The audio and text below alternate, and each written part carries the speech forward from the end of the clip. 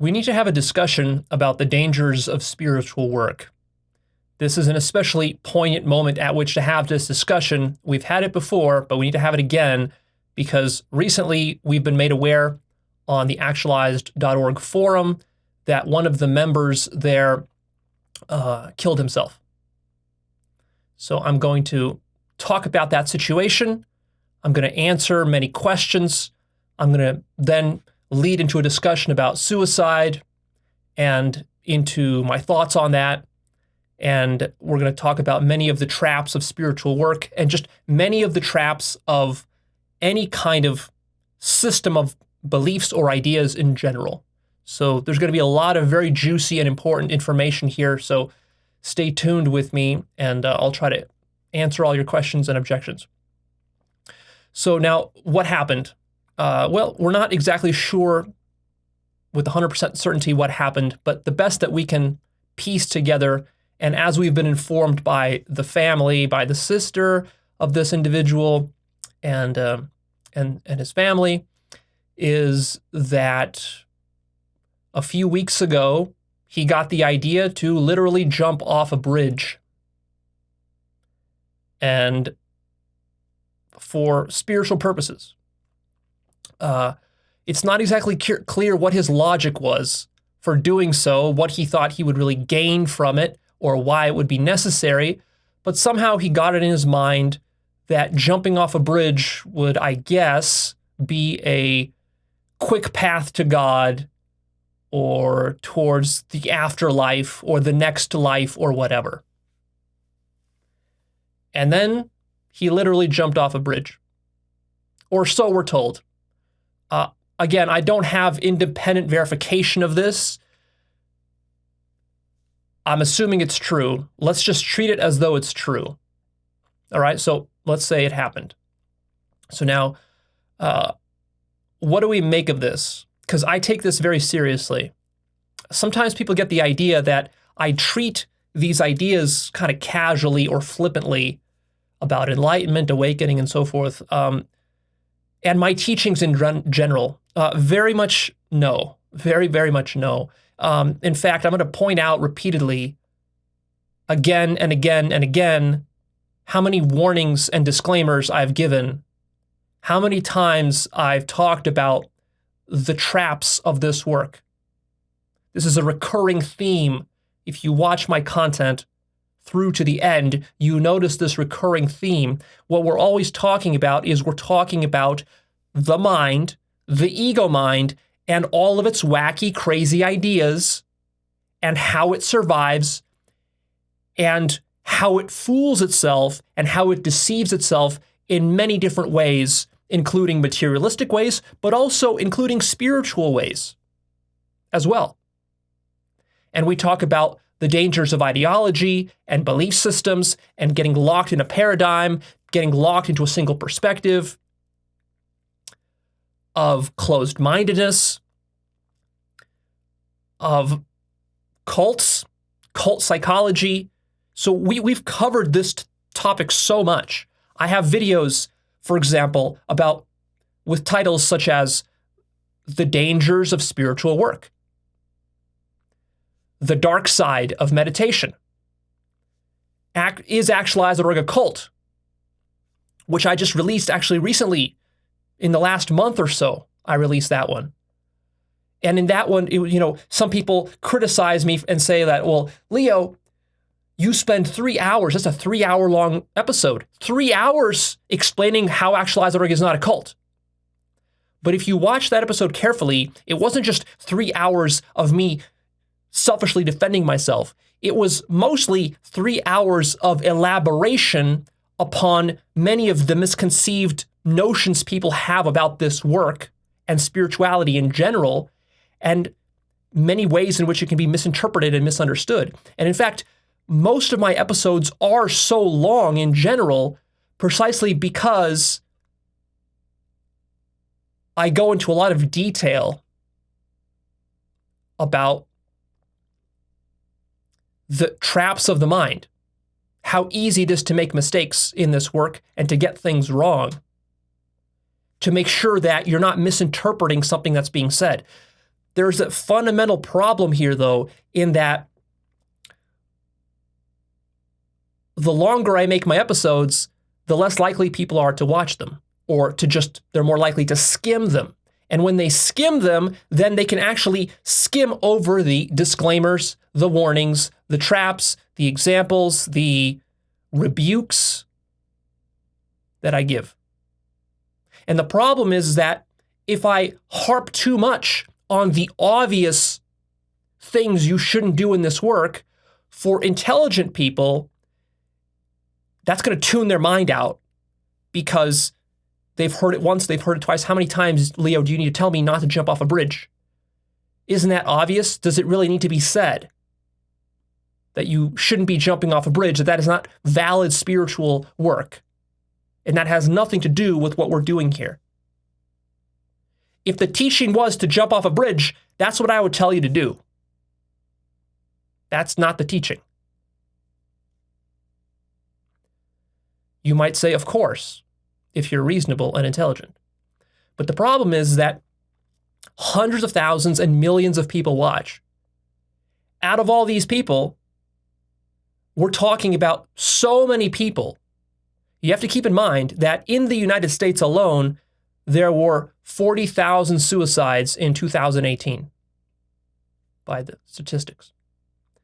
Only in the United States alone. That's not counting the rest of the world. So we're talking about literally millions of suicides every year. And I have a global audience. People watch me from everywhere around the world. It's quite amazing. My videos have received close to 100 million views in the last 8 years. And so from the beginning, I was concerned that people can take these teachings and misconstrue them, misinterpret them in whatever ways they will, and misuse them and abuse them. In fact, I've talked about that in the past quite a lot. Oftentimes, I ended my episodes with some sort of, final word where I would say something like, be very careful not to abuse these teachings in some particular way. And then I might mention the way or explain what the traps are. I do that for a reason. Because when you teach millions of people, eventually somebody's going to get some stupid idea or is going to misunderstand something. And it's very difficult to make these teachings foolproof. So the challenge is that what I teach is rather advanced stuff. And really, it's not suitable for people who have mental disorders or who do not have a stable mind or who do not just simply have a good reasoning process, who just don't have common sense, right? You can't get far with my teachings without common sense and basic reason and a stable life, the ability to just survive in your life. And one of the challenges that I face is that, honestly, I come from a rather healthy mindset myself.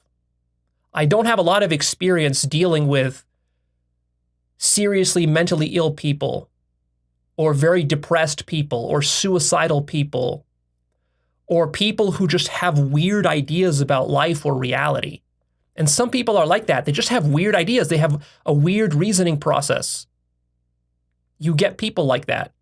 And by no means is this something special to Actualized.org. This is a general problem for all spiritual teachers and all spiritual schools. And the more you teach, the bigger your audience, the more of a problem it becomes. Because what happens is that if you're a very specialized, narrow teacher that teaches something very advanced and you get maybe 100 students a year coming to you, you can have very tight control over that, and the people who come to you tend to be of a much higher caliber. They're not coming from just off the street. The problem with YouTube is that anybody who's doing any work on YouTube, their fan base, if it's of any significant size, let's say over 100,000 people, is going to consist of some very intelligent people, a lot of average people, a lot of stupid people, and then some really, really stupid people. Or even not that, but actually sociopathic, criminal, psychotic, schizophrenic, bipolar, and God knows what other conditions, depressive, suicidal, and even things you can't even really imagine. You get some very fringe edge cases when you have 100,000 followers, let alone 1 million followers. You get a really wide distribution of that bell curve. And overall, it's fine. Except once in a while, you get some extreme cases. And what makes the situation worse is that within spirituality and personal development, this area especially attracts people who sometimes are especially prone to having mental problems, trauma that they're working through in their life, sometimes mental illness, depression, or who are suicidal. Because that's usually the kind of person who wants some sort of self-help advice. If you're totally happy in your life, you're usually chasing money and success, and you don't even turn to self-help or spirituality. So a lot of people come to spirituality with the purpose of escaping suffering. And that already creates sort of a bias in the distribution curve, because who suffers the most are the people who have the most chaotic minds. They suffer the most, and they probably need therapy and self-help and spirituality the most. But they are also the most prone to misunderstanding or misusing these ideas. So in general, this is a problem that really goes back to the dawn of human civilization.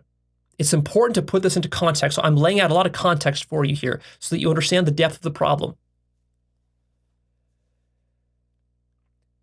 Teaching truth or consciousness or spirituality at an advanced level where you have really deep insights into the nature of reality, metaphysically, existentially, to the point of penetrating through life and death, these sorts of topics. These topics have always been, to a certain extent, taboo within society and culture. And there's a very good reason for that, because these topics, these types of questions, when we start to deconstruct the mind, or when we start to talk about and question the fabric of society, of reality, of social structures, of gender, of cultural norms, of money, of politicians, of the economy, of ourselves and our relationship to others in the world, when we start to question, what am I? What is another? Is there even such a thing as another person? Or am I just imagining that? What is death? What is life? Is life even meaningful? Is death really scary? Is death a bad thing or a good thing? Like, when you start to ask these questions, and you don't just invent ideologies and belief systems about it, but you really probe into it deeply, and you try to reach some kind of truth of the matter through consciousness. This is very threatening. It's threatening to the entire social order. It threatens the politicians. It threatens the business owners. It threatens the advertisers. It threatens the academic systems. It threatens the school system. It threatens your parents, your family, your friends, your coworkers. It threatens religion. It threatens science. So very quickly, you develop enemies, which is why historically, these sorts of teachings were not mass available to a casual audience. They were kept within very narrow, specialized, esoteric sects, which were not known very well by the majority of people. Whereas the majority of people practiced exoteric forms of religion and spirituality, which was sort of like advice for dumb people. It was dumbed down mysticism, effectively, which just gave you some rules to follow, like don't kill people, don't steal, don't be an asshole, don't judge people, don't jump off a bridge. These sorts of things need to be told to normies because you're sort of gearing the teachings to the lowest common denominator. So there's a tricky trade-off between how advanced your teachings are and then who they're geared towards, and then how widespread they can be. Like a lot of times I will teach something about the nature of fear or survival or religion or the origins of religion and things like this. And then people write in the comment section, people tell me all the time, like, Leo, oh my God, why isn't this taught in school? Well, the reason is because ideas can be dangerous. And I've said this in the past, that ideology is not just fun and games. Ideology is deeply connected to your survival. And survival, people don't appreciate how deadly serious survival is. Survival is as serious as cancer, as a heart attack, as a bullet to the brain. Now, if you want to take the position that none of these things matter from an absolute perspective because it's all just a dream, yeah, you can take that perspective, but you have to also be very careful here because you can say that or take that perspective while you're sitting at home on your couch listening to a video and it's all very comfortable and easy. But then when someone runs over your dog with their car, if someone robs your grandmother as she's walking home from the grocery store, if a burglar breaks into your house while you're asleep with your children with a gun, are you still going to be able to hold that lofty metaphysical position of it's all just a dream? Yes, it's all just a dream, of course, but how do you want your dream to unfold and what are your attachments to the dream? I bet you have some attachments. I bet there are ways your dream could unfold that you would really hate to see happen. And hey, I'm not wagging my finger at you here. I also have attachments to the dream. Again, people get this so wrong. They think like, oh, well, Leo, since you say you've realized God and other such things, and you say that everything is just a dream, that means that you don't care what happens in your life, right? No, of course not. Of course I care. Because I have relative goals. For example, one of my relative goals that I'm pursuing in my life is that I teach. That's what I do. That's my life purpose, is to teach this stuff, to spread this wisdom and these insights. So look at how this works. It's a bit paradoxical because on the one hand, the wisdom and the insights tell us that all these attachments, they're all just illusory. Standard Buddhism, right? All these attachments to life are just illusory. Your attachments to money, to your children, to your family, all illusory. And is that true? Yes, of course it's true. From the absolute perspective, it's true. But at the same time, just to be able to teach that to people requires that one be alive. The Buddha can't teach you unless he has air in his lungs, food in his belly, and a comfortable place to sit. The Buddha can't teach you without food, water, air, a safe environment, a climate-controlled area where it's not too hot and not too cold. He can't teach you on the surface of the sun. He can't teach you in the middle of a desert where you're dying of thirst. So very narrow conditions are required for survival and for the propagation of spiritual teachings and work, or any kind of life for that matter. This is obvious stuff, but it's worth thinking about in this context. So, for example, for me to teach the things I want to teach, I have to be concerned by very petty, mundane issues that most people would think, well, Leo, surely you should be above this. Like, Leo, you're so awake and so forth, you should be above concerns for money. But no, see, if I was above concerns for money, I would literally not care about money. And if I literally didn't care about money, then I wouldn't even check my bank account. And if I didn't check my bank account, it would run out eventually. And once it ran out, my electricity would shut off. My cable would shut off. I wouldn't be able to power this camera that I'm recording this video on, and I wouldn't be able to upload it anywhere. You see how that works? So it's actually perfectly okay for me not to care about money, but then there are consequences. The mistake that naive people make is they think like, oh, well, it's all just sort of a dream and I could just like stop caring about these things and everything will just be okay. Like God will guide me through life. Not so fast. What kind of life do you want? God is not something above you that is guiding you through your life. This is God. Your thought process itself is God. So when you think to yourself, shit, I got to put more money in my bank account so I can pay today's electricity bill so that my electricity is not shut off so that I can do my work tomorrow. When you think that, that is God doing its work. That's how God works. That's not the only way God works, but people overlook that that is how God works. God works not just in supernatural ways. God works in very practical ways. In fact, mostly that's what's happening in your life.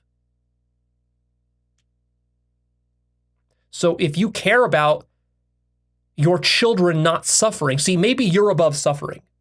And you might say, oh, Leo, I've become so enlightened that I'm not even worried about suffering anymore. Okay, but you have children. Are they as enlightened as you? Do you care about their suffering? Now, maybe you say, Leo, I'm so enlightened that I don't even care about their suffering. Okay. And that's possible. That is perhaps a valid state of consciousness you could one day reach.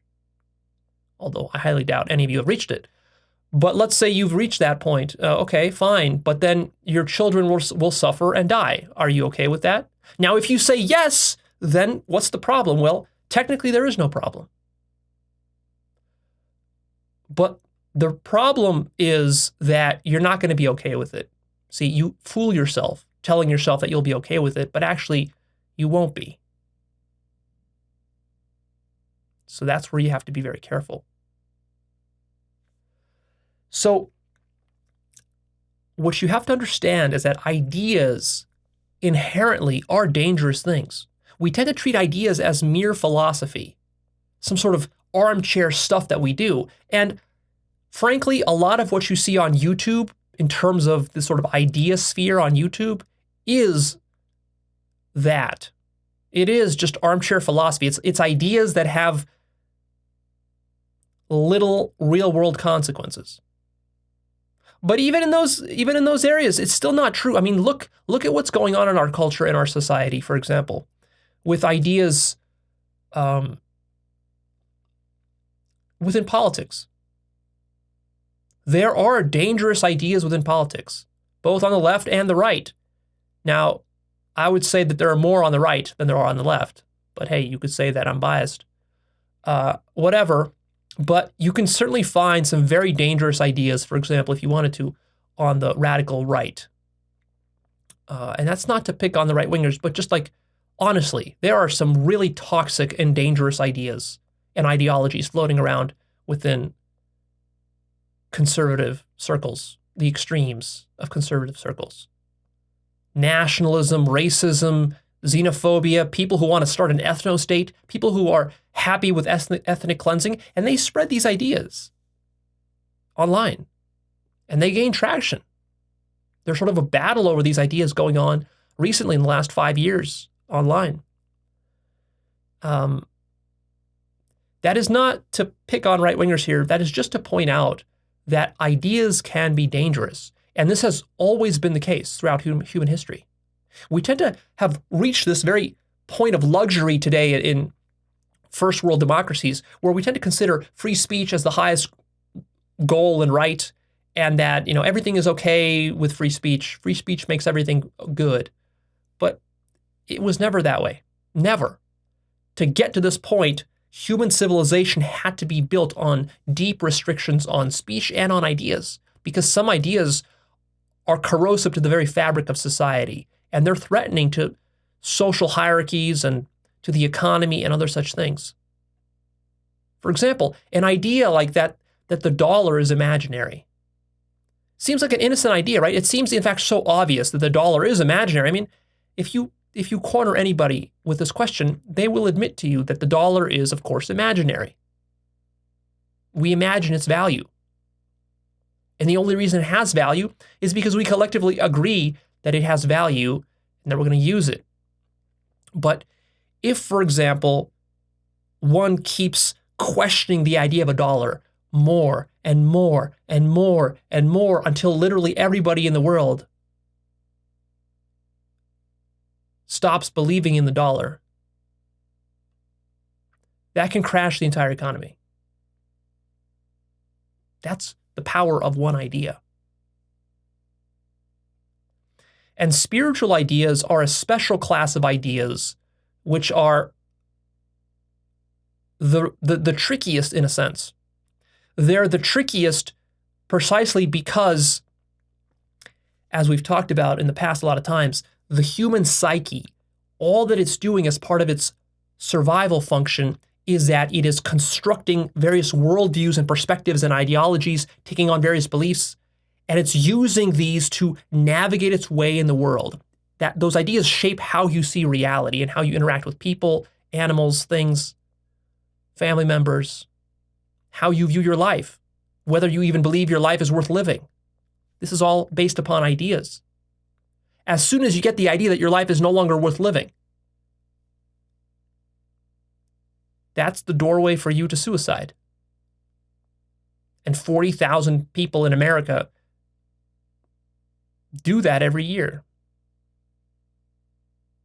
So ideas are very, very powerful, especially your ideas about yourself, and especially your ideas about the structure of reality. And so the problem, though, is that when you start to get closer to truth by deconstructing various fantasies and illusions and ideas, what happens is that the ego gets very threatened. And so there's pressure put upon the ego the closer it gets to truth to squirm away and to come up with some sort of fantasy or illusion or deception to, again, cloak itself in more ideas. That's what the mind is doing. That's how the mind survives. And it had to be this way for you to be sitting here listening to me. Otherwise, you'd be dead. And I'd be dead. If you and I and our ancestors for the last 100 generations were not like this. So we're all like this. Nobody is immune to this. So the problem fundamentally is this: how do you teach deep truths about spirituality without people misconstruing it or weaponizing it or demonizing it or going into ideology, belief, worship, messiah complexes, spiritual ego, and taking it too far in that direction? Because there's a problem with both sides. On this side, you have extreme skepticism and cynicism and sort of demonization. So these are sort of like the people who don't like the ideas at all to begin with. Their minds are so closed that they just find any excuse imaginable to attack the ideas as false. They smear, they demonize, whatever. They can even do violence. That's sort of the skeptical end of the spectrum. And a lot of times the most skeptical people of spiritual ideas are the scientific and the atheistic and the rationalist people. So you create enemies out of them when you teach this stuff.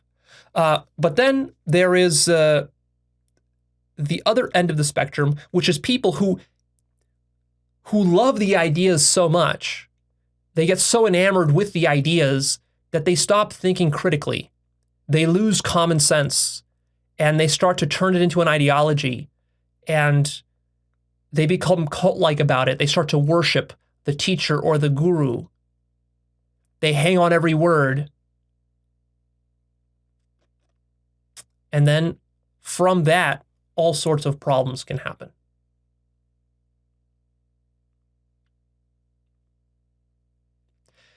But that's not all the risks and dangers. In a sense, those are easy to control. The stuff that's really difficult to control is that when you have people starting to engage in large numbers in serious spiritual work by doing meditation, yoga, psychedelics, vision quests, shamanic breathing exercises, even stuff like going out and camping in nature. I mean, look, if I give you some advice like, hey, I went on a camping trip into the wilderness, and I just sat around there all day and meditated and had a great time, and I became peaceful and very spiritual. I felt one with the universe, out there in the forest. And then you go try to emulate that and do it. I mean, in general, that's great advice, right? You should be out in nature more. Great advice. But what if you go out there and a rattlesnake bites you? What if there's a bear and you're not prepared? What if there are wolves? What if you get bitten by a spider? What if a tick with some sort of disease bites you and infects you? All right, so there's a lot of ways you could screw up your camping trip. What if you get lost in the woods? What if you get snowed in and run out of food and water? You could die up there in the mountains, in the forest, if you don't know what you're doing. What if you're hiking up there and you break your leg or your ankle, twist it somehow, and you don't have any help? What do you do? Well, yeah, there's dangers with doing that. And you see, it's difficult to give any kind of advice without like overqualifying all the dangers. Because if you give the advice for 1 million people to go camping over the weekend, a few of them are going to break their ankles, a few of them are going to run into bears, a few of them are going to get bitten by snakes, and God knows what else happens up there.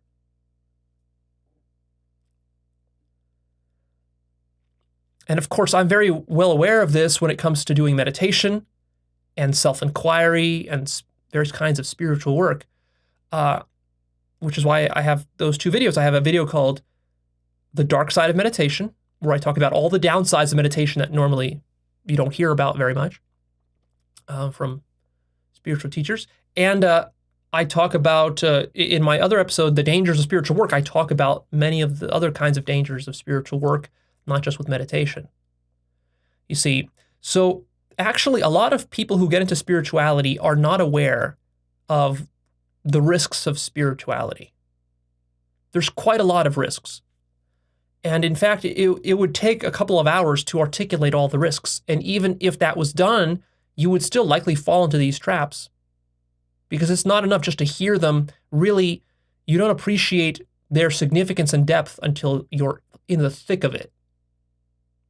I want to share some of these with you here. I mean, I've shared them in the past, but I want to share some more poignant stories because I really want to get it through to you. Because one of my biggest concerns is that my teachings are not corrupted or misused or abused in some way. This is not just something new that I've adopted yesterday. This is something that if you're a longtime listener of mine, you should be aware that this is something I've been doing for years. Now, perhaps not as well as I could do, and recent events are now getting me to think much deeper about what are all the precautions and safeguards that I could put into place within reason, to reduce harm. Because the general rule with my teachings is this, right? Like, if you're ever confused, here's the general rule. And I think I've said this in the past as well, is that if you're applying my teachings and that is leading you towards something that is harmful or leading to your own suffering and the suffering of others, or endangering yourself and others, especially physical bodily harm, then you should immediately stop and ask yourself, wait a minute, why would Leo teach that? And you should recognize that, maybe that's not what he taught. Maybe I'm misunderstanding something or I'm misapplying something, because it doesn't make sense that Leo would teach that. These teachings are about improving the quality of your life, fundamentally. So if these teachings are not improving the quality of your life, that's an immediate common sense sort of litmus test that you get to use to realize that either this teaching is not right for you, you're misapplying it, you're applying it at the wrong time in your life, in the wrong way, in the wrong place. You misunderstood something about it. You got to change how you're applying it. Or maybe just this particular technique is not right for you. You need a different technique.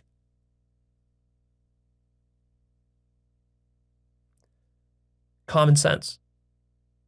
Common sense. Basic common sense. is absolutely required in doing spiritual work, but that's not enough. Common sense is not enough. You also need care, and you need intelligence and wisdom.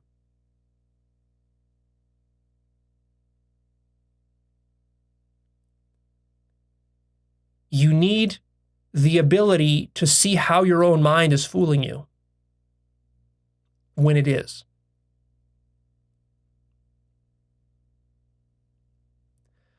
You need to have awareness of different traps that people commonly fall into in this work.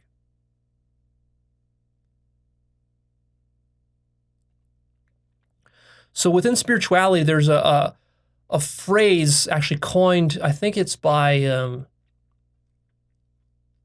Stan Groff.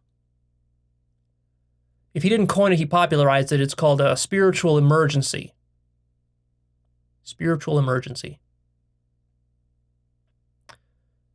Stan Groff teaches holotropic breathing. He's a psychiatrist. He's written many books upon various problems that are encountered with people who undergo serious, deep spiritual purification work. He was also an early pioneer of LSD research back in the 1950s before it was banned. And so he's been working with people for his entire career for like 50 years, either through psychedelics or through sort of this shamanic breathing method in workshops and so forth. And basically what happens is that quite a few people who do serious spiritual work will have these spiritual emergencies. What is a spiritual emergency? It's when basically you start to deconstruct the mind so much that your reality starts to melt. And you're not sure what's up and down anymore. And then you get very emotional, you get very confused. Maybe you have a mental illness and that feeds into it and makes it even worse. Or maybe you have some sort of trauma from your childhood that bubbles up and now is making you irrational. And so you start to behave in confused and paranoid ways. And you're not sure what's happening to you. Maybe you're starting to experience mystical visions, for example, from doing lots of meditative work or breathing work or whatever. And then you're not sure how to interpret those visions or what they mean. These visions can be demonic in nature if your mind skews in that direction and so on. And so there's so many different possible permutations. See, the difficulty is accounting for all those possible permutations. I've been, for example, on meditation retreats where like I had a meditation partner. We would partner up. I had a meditation partner, I remember, on one retreat. It was sort of a classic 10-day Vipassana retreat. And we were just chatting about, he told me he was going to this retreat for the last 10 years. I was kind of impressed. That was my first time there. He was going there for 10 years in a row. And I sort of asked him like, well, what were your experiences early on like? And he said like, man, on some retreats, on some years, I would go so deep into the meditation that like stuff started happening to me. I thought I was losing my mind. In the middle of the retreat, I had to actually like leave the retreat and physically pay for a taxi to drive me to the nearest bookstore into their like psychotherapy section. I would just sit in that aisle for the whole day and just read books on, psychotherapy conditions to try to explain what was happening with me from all this meditating. I don't know exactly what was happening to him. He had some kind of visions or, hallucinations or whatever.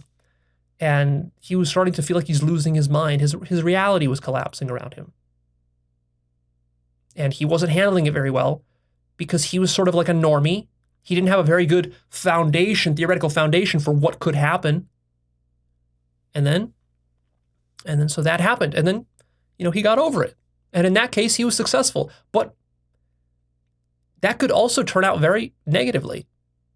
He could, for example, after his meditation retreat is over, and he's in that very fragile state, he could end up going back home and then, shooting himself in the head. Because he doesn't know how to handle it.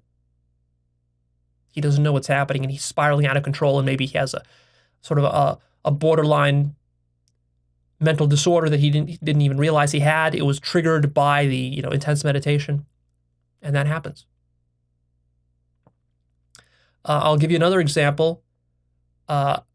I was at another retreat. It was like a consciousness workshop that I was at some years ago. And I specifically, because I'm a teacher of this stuff, so I was very curious. I asked the facilitator, he was sort of a master, enlightened master. I asked him, you never talk about this, but you've taught for like 40 years. You've taught awakening and enlightenment and no self and these sorts of things, very, very advanced stuff. And I'm just curious, in all these years of running these workshops, have you ever had anybody like lose their mind or lose their shit or, something bad happen? And he kind of looked at me rather dismissively and kind of flippantly, and he just kind of said, no. I was rather surprised. Now, this wasn't a teacher who taught like hundreds of thousands of people. He taught in very small groups. And most of his clients are rather advanced elite clients. They pay a lot of money to go there. So that weeds out a lot of the riffraff and the crazy people. But even so, I was surprised because other spiritual teachers I talk to, they do talk about these sorts of like edge cases where things go horribly wrong.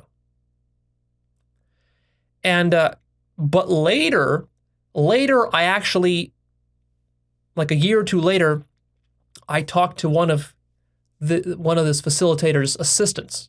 I talked to one of his assistants and just to kind of like, get a little bit of behind the scenes scoop of, what happens, what goes on there. And then the assistant told me, oh yeah, one year, I asked him, like, do you guys ever get like crazy people? Because, I'm like, sometimes I get crazy people like emailing me and stuff. I can't believe you guys don't get that. And he's like, oh yeah, actually we, just the other year we had someone come to our workshop and then when I looked in his eyes, I could just tell he wasn't all there. And I'm like, wait a minute, he wasn't all there? What does that mean? And he's like, well, he was basically like psychotic. I'm like, psychotic? What happened? And then he's like, well, as we went deeper, it was like a week-long workshop. As we went deeper and deeper into this workshop, the person just became more erratic and uncontrollable in their behavior to the point where you could look at him and try to like communicate with him, but you could see it wasn't registering in his eyes. He was off, like living in his own reality. And then I said, well, what did you guys do? And he said, well, eventually we just had to call the police. They came over and just took him away. They didn't like arrest him, but just, basically they had to evict him from the workshop. And then what happened after that? Well, the police just kind of drove him off, I guess, back home or somewhere, wherever he came from. Yeah, that kind of stuff happens. Another example I'll cite to you is there's these enlightenment intensives. I've done several of them, 3 or 4 different ones around the country, around the world, of these enlightenment intensives. And there was this one interesting anecdote. I was talking to one of the facilitators of this enlightenment intensive and just kind of picking his brain about, what kind of crazy stuff happens. And these intensives, they're called intensives because they're fucking intense. People lose their shit at these intensives. They start to yell and scream. I've personally experienced this, where like you're in this quiet intensive. It's almost like a meditation retreat, and then somebody just stands up with this violent, almost homicidal rage and just starts yelling and like throwing shit across the room because they were doing some deep self-inquiry. That came up, some trauma came up, or some rage came up, whatever, and then they encourage you to not to hold that back, but to actually express it in a safe way. But it can also get out of hand. Like in one of these intensives, the facilitator told me that, he was, the facilitators are supposed to look after everybody in the intensive. There's like usually 30, 50 people at an intensive, everyone's doing their own thing. It's sort of like herding cats. And so the facilitator, he was herding the cats and doing all this stuff. And then there's like lunchtime. And then so lunchtime comes along and everybody sits down at the dinner tables or the lunch tables and they're eating their lunch, ordering their food. And then he notices this one lady who was just kind of quiet the whole day.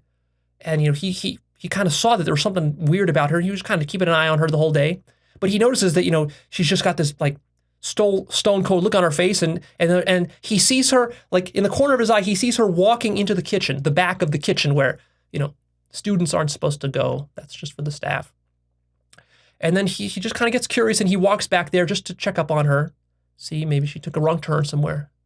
And then he sees her, and she's standing there with she takes a giant chef's knife from the kitchen, the kitchen, prep area there where the chefs were making the food for everybody. She takes that knife, and she's walking out towards the kitchen area, and he just kind of asks her, hey, what are you doing? What do you think you're doing with that knife? And she says, I'm going to go stab somebody. And she names the person she's going to go stab. And she just says it very calmly, like, I'm going to go stab this person. Very calmly, as though nothing is happening. She's sort of like in a trance, like a zombie-like trance. And so the facilitators, he was very good. They train you. If you're a good facilitator, you don't like fly into a rage. You stay calm. And he just said, no, you don't want to do that. Here, give me the knife. Hand me the knife. She refused for a minute. Then he's like, hand me the knife. You don't need the knife.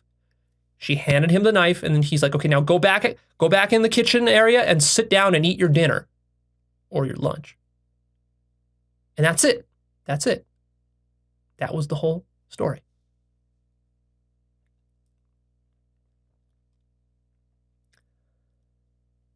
So, what does all this mean? What this means is that spirituality has inherent dangers to it. It's not easy work.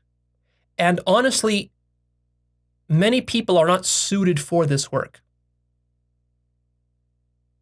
because their minds are unstable, their lives are unstable. They can't even handle the basics of life, like keeping a job or paying their bills or not being addicted to booze and whatever else. And then they get into serious spiritual work and they get in way over their head.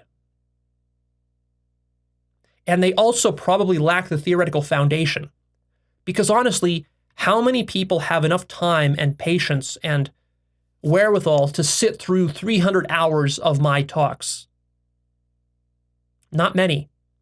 And I would say that even if you did sit through 300 hours of my talks, it would not be enough to cover all of the edge cases, all of the possibilities. You would really need to also listen to other teachers, read a bunch of books, like on my book list, watch a bunch of other videos, attend workshops and go to retreats and do all this stuff. And only then would you be in a position where you can sort of guide yourself down this path. There's another story of a lady. I've told this story in the past. There's actually a book about this on my book list. This lady who was part of the transcendental meditation movement back in like the 1970s. And she became one of their sort of teachers and facilitators. And she became so advanced as a yogi and a meditator that she was invited to like the highest levels somewhere in Europe, in Switzerland or someplace, where they would do these advanced yogic trainings with the master yogi, who pioneered transcendental meditation. I don't remember his name. Yogi Magesh or Magish, something like that. I forget his name. Anyways, she became very advanced with the practices. It came effortlessly to her. But this spiritual school at the time, like transcendental meditation, they didn't give you a lot of theory. They didn't tell you about what all the different states of meditation and yoga are, what all the possibilities are. They didn't really even explain what enlightenment was, or awakening, or no self, or God. They didn't explain any of this stuff, really. They just taught you a technique. So she started doing this technique, and then she quit and she got married. And a few years passed. She had a child with her husband. She got married. She even stopped meditating by that point. She was sort of out of it. But she did spend like 5 years there, in Europe meditating. But then she came out of it, and then she's just literally walking out of the bus at the bus stop, doing her chores, as a mother does. And then suddenly she had an instant enlightenment where she lost all sense of self. And she was completely dumbstruck and paralyzed by this occurrence because she had no reference point for what it was. She lost her sense of self entirely, as though it never even existed. And then she kind of came home to her husband, and she's just telling him, like, I have no more sense of self. And he's like, what do you mean? Where'd it go? What does it even mean to not have a sense of self, right? A normal person doesn't understand these things.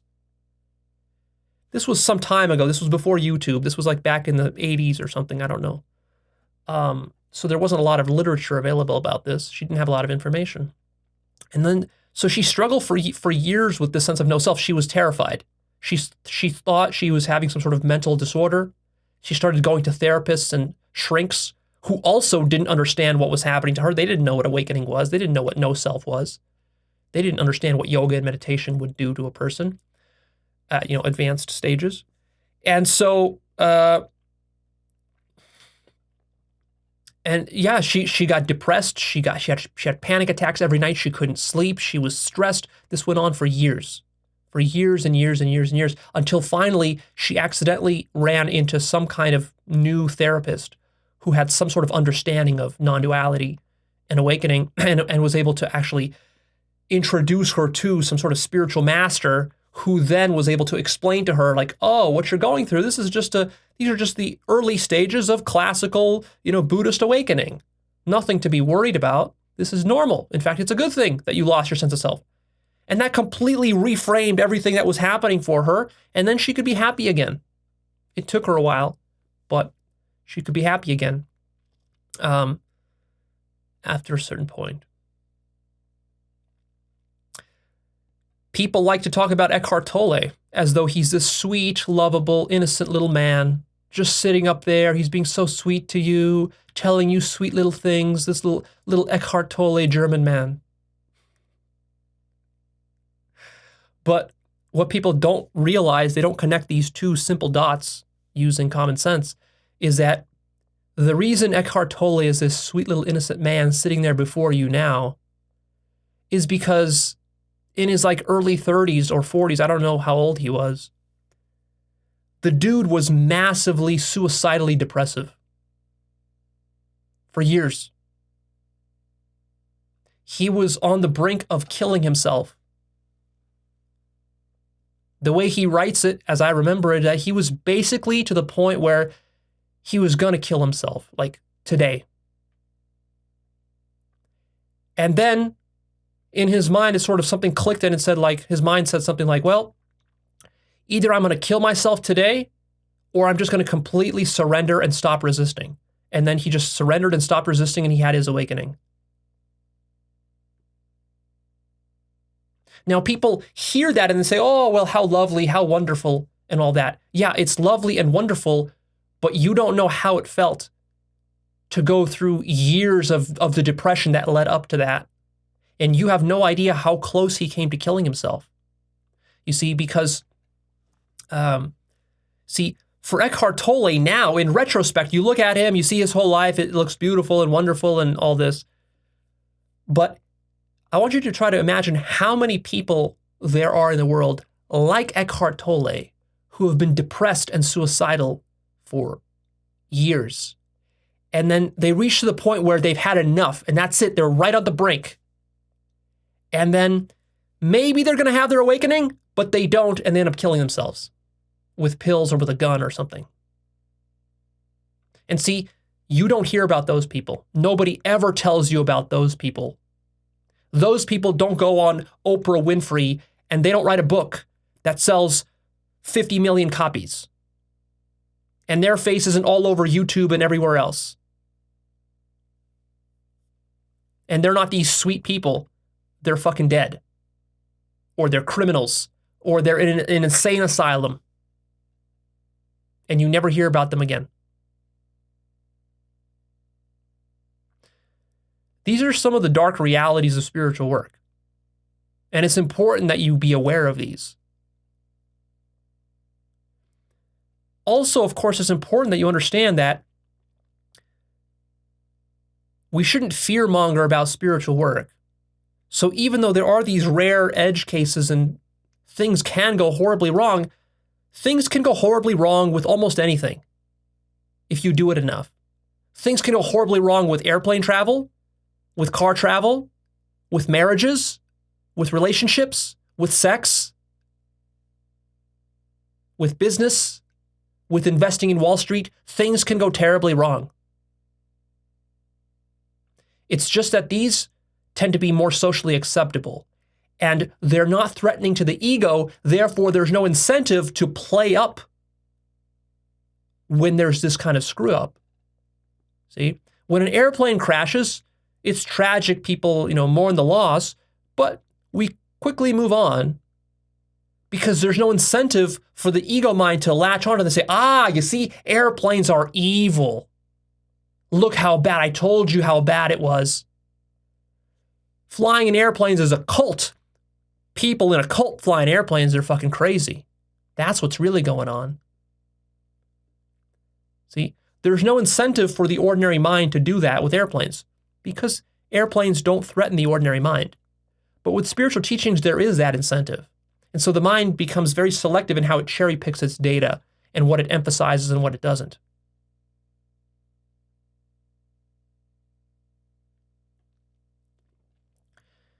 Now, even though I tell you all this, it might sound like it's some kind of excuse. It's not an excuse. And I'm very much committed to sharing honestly with you these sorts of edge cases and other traps and helping you to avoid them. And honestly, many of them can be avoided simply through awareness of them and discussions like these.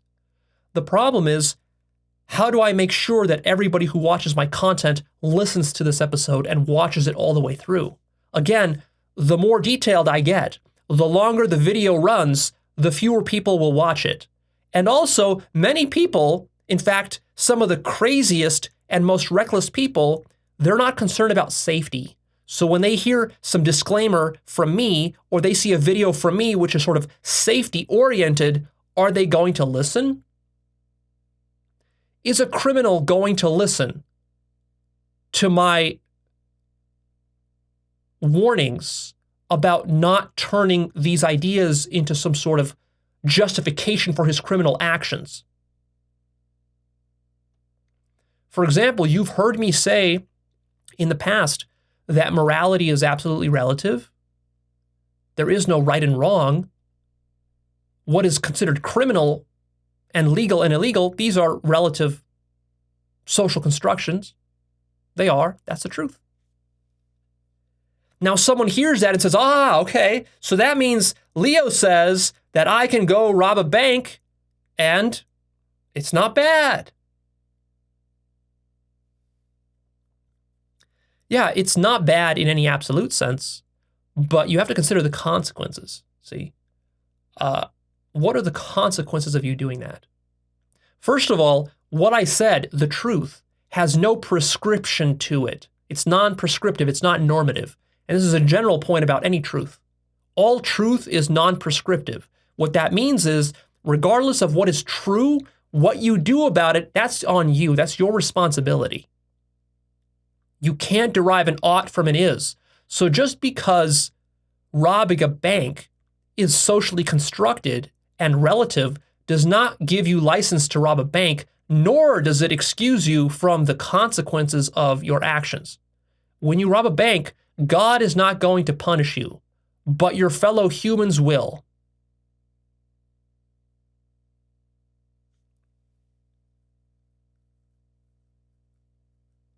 You see?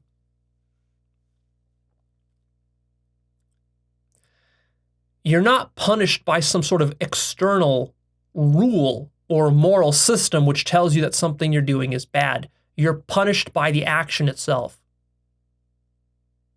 When you cheat, lie, steal, kill, rape,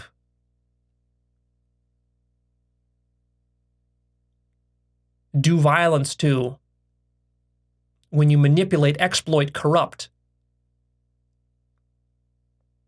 when you're doing those things, when you're being selfish, there's a natural consequence that comes from being selfish.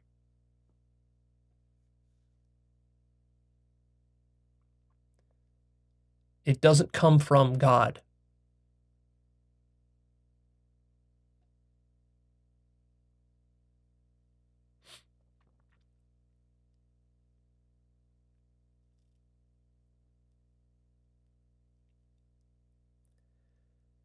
It's challenging for me to preempt and to pre-envision every, way in which people can misconstrue and misinterpret what I say.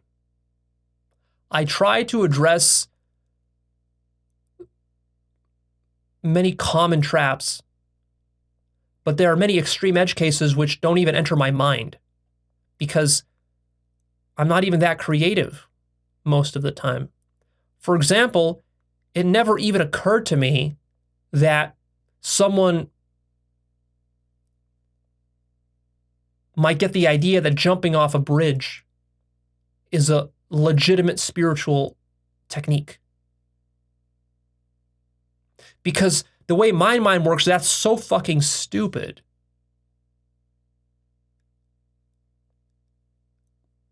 That it would almost be an insult to my own intelligence and to the intelligence of my audience to be mentioning in a video that you shouldn't jump off a bridge as a spiritual technique. But hey, apparently some people find that a valid spiritual technique.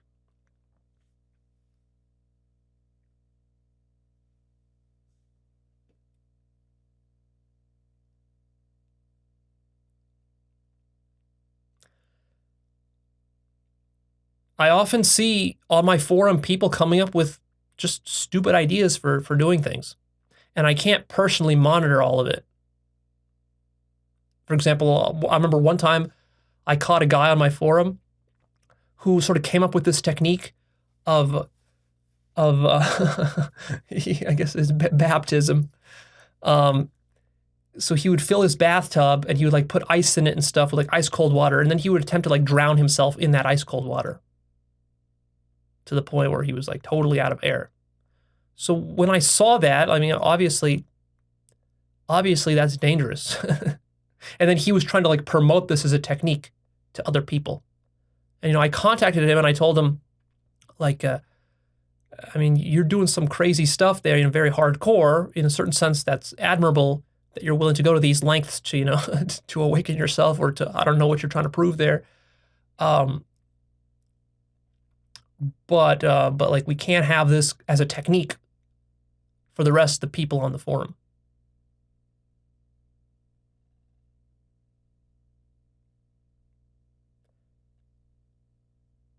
People get crazy ideas.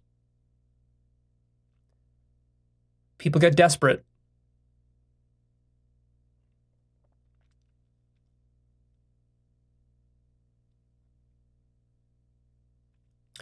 And the real difficulty here is that the mind is so constructed that it can literally take any truth or any teaching and twist it and distort it into its polar opposite very, very easily. It almost takes no effort for the mind to do this. For example, like you might say, well, Leo, but aren't all these problems just showcasing the fact that New Age spirituality, whatever you teach, let's say it's New Age spirituality, that this is all sort of newfangled, unexplored territory. It's all dangerous stuff. That's why New Age stuff is dangerous. So you should go to the classical religions. That's where it's safe. In the classics, Christianity, Catholicism, Judaism, Buddhism, Islam. But see, this misunderstands the depth of the problem. You see, an ignorant mind will find a way to make almost anything dangerous. And the amount of people who are actually killed as the result of Christianity, Catholicism, Islam, and other religions is way more than New Age spirituality, if that's what you want to call what I teach, although I myself wouldn't call it that. New Age stuff is actually something separate, and I'm not a big fan of the New Age. For you rationalists and atheists and debunkers in the audience, I'm not a New Ager. I have many critiques of New Age thinking, and there's many problems with it. But also they get some stuff right, so it's a mixed bag. But I mean, really think about this. You think Christianity is so safe? It only seems safe because it's culturally accepted and just normalized in the same way as that airplane example. It's not actually safe. Think about how many people commit suicide because they have homosexual urges, but Christianity tells them that homosexuality is a sin. And these people, they try and they try and they try to be heterosexual. They do the sort of conversion therapy on themselves, and it doesn't work because they're just gay. But they can't admit it to themselves. So first of all, they're living with years and years of guilt, and it's corroding their mind and ruining their life. Millions of people like this around the world exist. But that's just, never mind that kind of suffering, which goes on for years and years and years. And then some percentage of those people actually kill themselves. Maybe 1%. But since there's so many Christians and Catholics who believe this stuff seriously, 1% of all those is still going to be thousands of people. Maybe they have some sort of gay affair because they were trying to suppress their, sexual urges. They have a gay affair, then their family finds out that they had this affair, then they can't live with that shame, and they kill themselves. Same thing in Islam, too. It's probably even worse in Islam.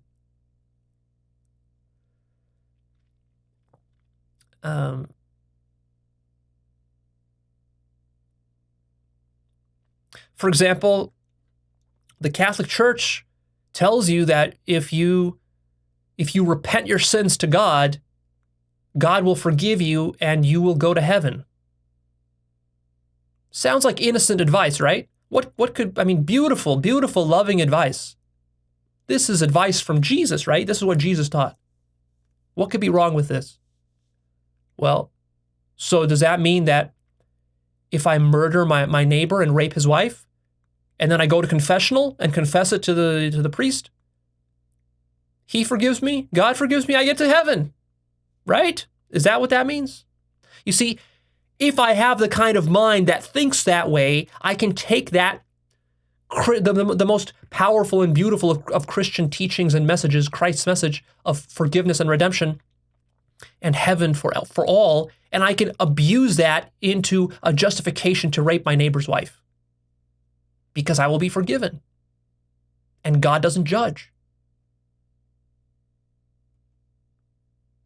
And everyone who repents, even the worst sinner, is saved.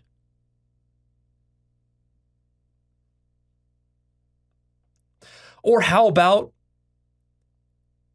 let's say I've been a good person my whole life, and then what does the Christian church tell me? If I've been a good person my whole life, and I die in a car accident, I'm going to heaven, right? So I ask my priest, hey, Father, I've been a good person. I've gone to church.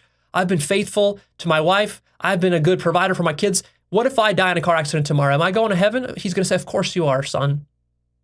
Okay. And then I say to myself, I walk away from him and I say, okay, so that means that if I jump off a bridge, I'm going to heaven. Why wait? Why wait for the car accident? Why wait for my life to end? Why don't I just jump off a bridge? I'm going to heaven. After all, it's heaven. It's beautiful up there. Why would I want to stay in this earth here? I would be an idiot not to go to heaven. And so I go jump off a bridge. You see, even very innocent teachings can be horribly abused and twisted because that's the mechanism of the ego mind. It can twist anything into whatever it wants. It's constructing reality. It's constructing fictions and illusions. It's justifying whatever it wants to itself. It can justify murder, rape, terrorism, suicide bombings, hatred, racism, slavery. All of these things have been justified using spirituality and religion for over 2,000 years. So now here is where the scientifically minded, rationally minded, atheistically minded person comes in and says, Leo, well, you're just proving our point, is that all of this spiritual, new age, old age, religious mumbo jumbo, all of it is bullshit. All of it leads to all sorts of evil. So let's just throw it all away. Okay, let's do that. And then what do you got? What do you got? What do you replace that with? You replace it with materialism, reductionism, scientism. And I don't mean just materialism in the sort of atomic realm. I mean materialism in the, because there's going to be now a pragmatism that comes along with this, and now your whole life is just about running around earning money. Also, no moral code, no ethical code. You don't believe in ethics. You just believe in maximizing profit and doing whatever you can get away with, practically speaking. Whatever technology you can build, let's build that technology. There's no limits on what technology you're willing to build, who you're willing to sell it to.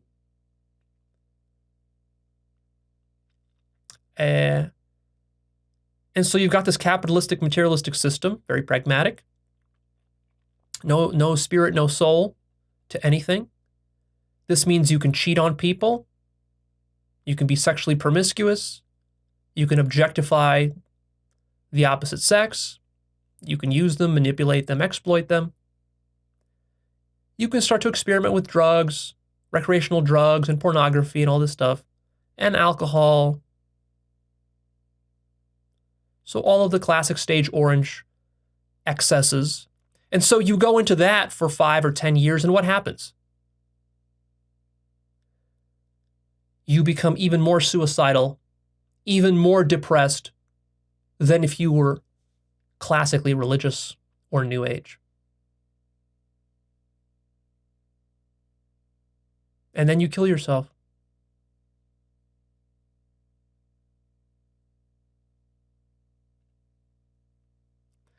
The majority of suicides don't actually happen from religion.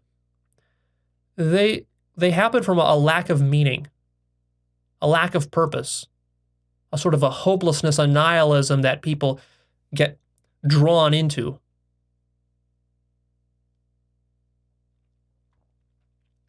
A sort of a hollow materialism where you just acquire more and more and more wealth, and then eventually you realize that there's no amount of wealth in the world that will make you happy. And then you end up in a situation like Anthony Bourdain or Avicii, both of whom killed themselves some years back.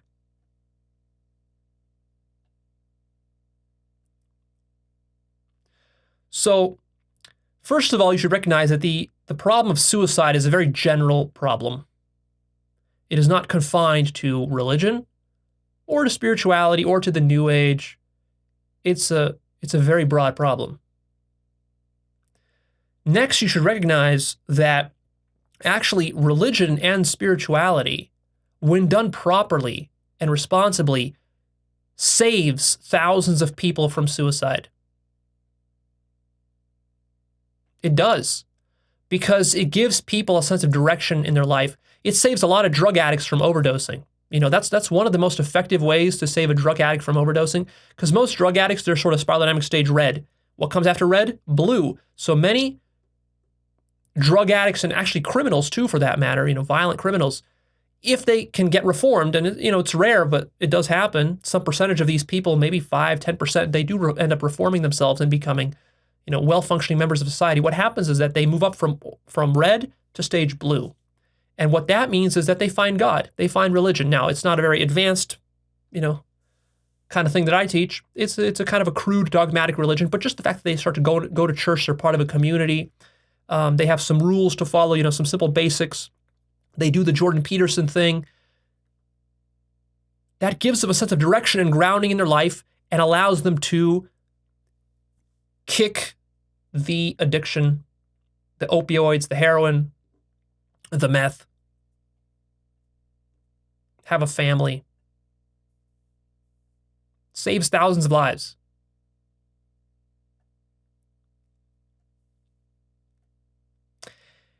And also, the same dynamic sort of exists on the transition between orange and green. A lot of orange people, they drive themselves crazy with their endless materialistic pursuits. And then when they, you know, when that endeavor exhausts itself and they get no satisfaction, then they start looking towards, you know, what else is there? And then they find some sort of new agey stage green spirituality, some meditation, some yoga practice, some Vipassana retreat they go to, maybe some psychedelics, you know, and maybe they start microdosing some mushrooms, some LSD. It starts to help them.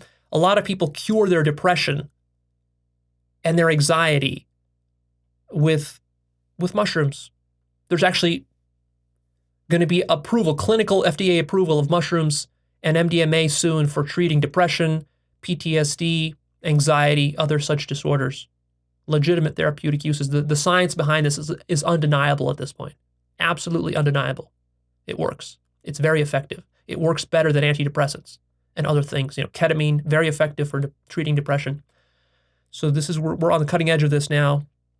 I'm actually very excited about these possibilities for psychedelics. So there's that transition from orange to stage green, where at stage green, you do open yourself up from the rationalism and the scientism and the materialism to something higher, something more spiritual. And, maybe you smoke some weed or whatever, and you have a little bit of insight, opens your mind, opens your heart a bit. And then that can save you from suicide and depression too. Because again, you find something higher. So there's a sort of a isomorphism between the transition from stage red to blue and from orange to green.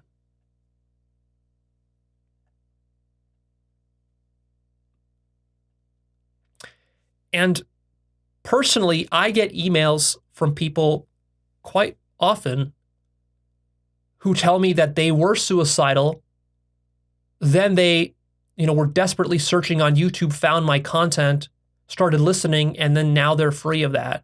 They're free of their depression, their anxiety, they have a sense of direction in their life, and that literally Actualized.org saved their lives.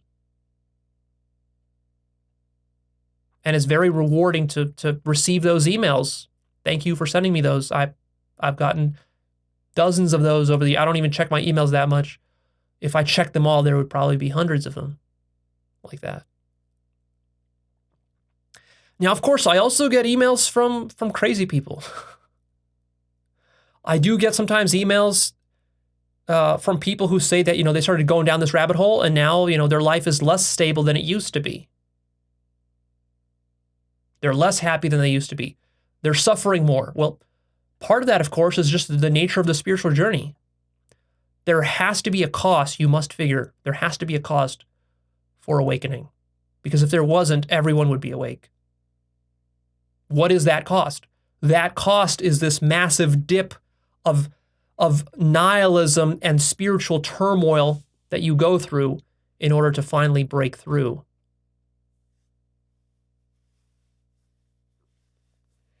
And I wish I could say that everybody, is just sort of everyone gets a happy ending and everyone goes through the dip and then just comes out the other end all happy and awakened. But that's, of course, not the case. Some people will go into this dip of nihilism and it'll spiral out of control and they're going to end up in a mental institution, or they're going to make some very bad, reckless choices in their life, or in the worst case scenario, they'll kill themselves.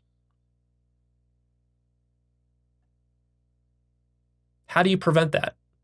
What do I say to prevent that?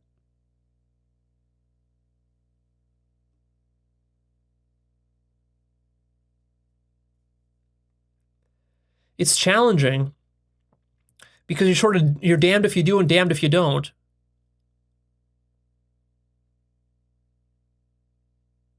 If you stop teaching, then the net result of that is that actually that hurts more people, because the teachings help more people than they hurt.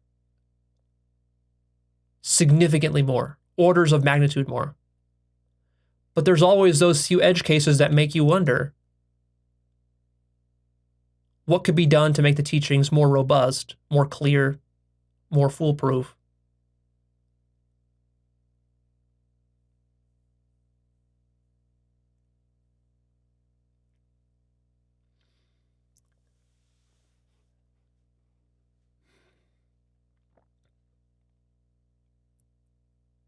One of the things I want to do is I want to make people more aware of what they're getting themselves into. So one of the problems is that sort of like youngsters come along, they don't have any foundation in their life, and then they go down this rabbit hole of awakening and they start learning about these advanced insights that I share. And honestly, my work is designed to be advanced. This is not entry-level work. it's advanced stuff. I talk about stuff that's very psychologically threatening, especially some of the latest stuff I've been talking about. And it can get misunderstood by people who just adopt it as a belief system and don't have a direct consciousness of it, which is why grounding all these insights in direct experience is so crucial, and I keep stressing that all the time. But no matter how much I say it, people are going to take it as an ideology anyways. But one thing that I will do going forward is I will try to stress and disclaim more when a topic that I'm talking about is sort of an advanced topic and that it has the potential to destabilize your mind.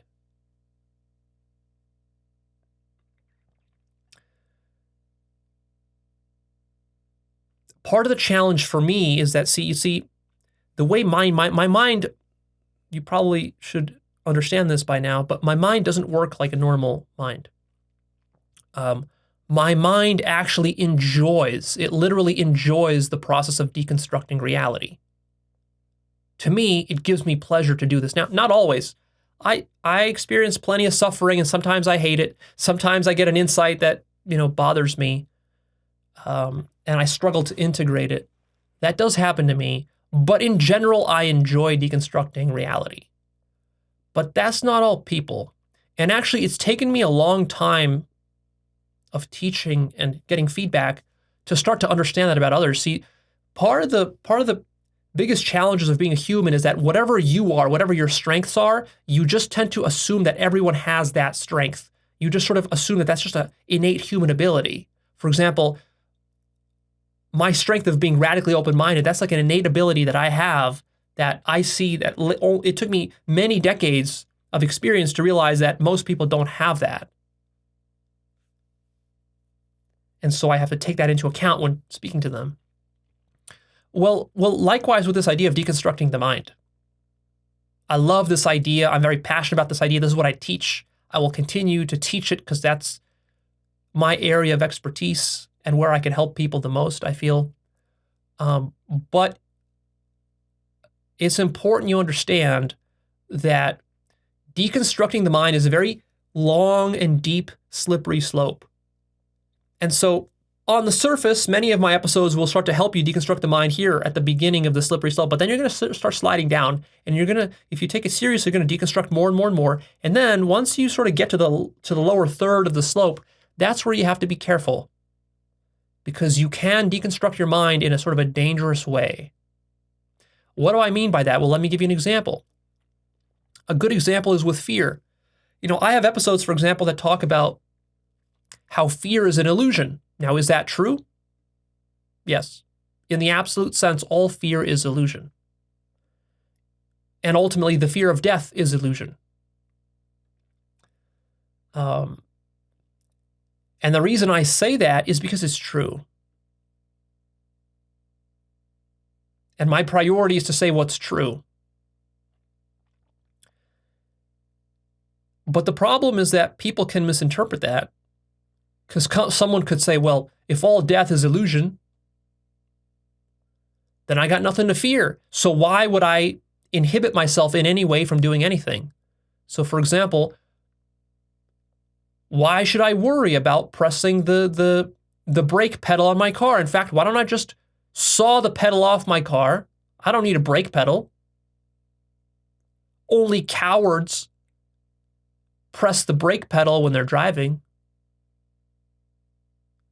I only need the gas pedal.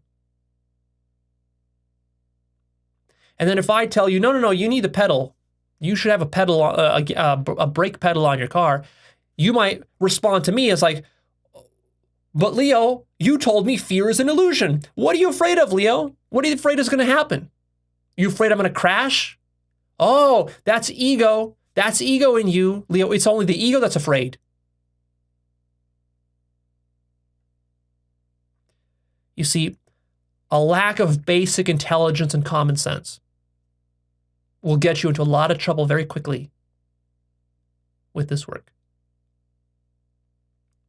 The things I say are advanced, they're nuanced, they require oftentimes years of contemplation on a single insight to really understand it. For example, the insight that self and other are the same. The self-other distinction is the same. You can collapse that distinction. That's something I've talked about. That's a core tenet of non-duality. There cannot be a distinction between self and other. If there is, you've got a duality.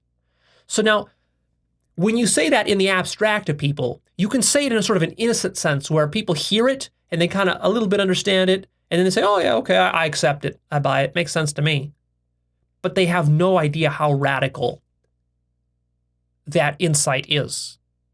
They're not conscious of that. They're not conscious that self and other is a conceptual boundary within one's mind. And then, see, they hear a lot of other sort of more soft Neo-Advaita teachers teaching this same truth, but in a very sort of casual, milquetoast way. They hear it and then it sounds all lovely and beautiful. But then oftentimes when I teach it and I go really deep on it, I will go so deep on it that I will really make you feel the solipsism of it. And this is where a lot of people struggle, is with the solipsism of it. Because then at some point it hits you that, wait a minute, if there's no difference between self and other, that very much seems like I'm everything and this is all that there is. And it's solipsism? And solipsism is bad, right? And then we go down that whole road.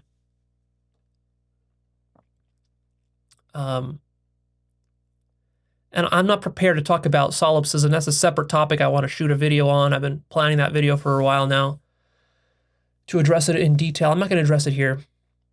My point, though, is that many of these insights are very challenging to integrate and to accept fully when you get to the rock bottom of it. Whereas on the surface, it seems nice and wonderful. When you really feel it, it's a totally different animal. Like, I remember the first time that I became conscious, like really deeply conscious, that there is no boundary between me and anybody else. And when that happened, I freaked out. I couldn't believe what I realized. It was so radical, because what happened there for me was that I literally became conscious that my parents were imaginary. When I became conscious that my parents were imaginary, it threw me for such a loop. It was such a mindfuck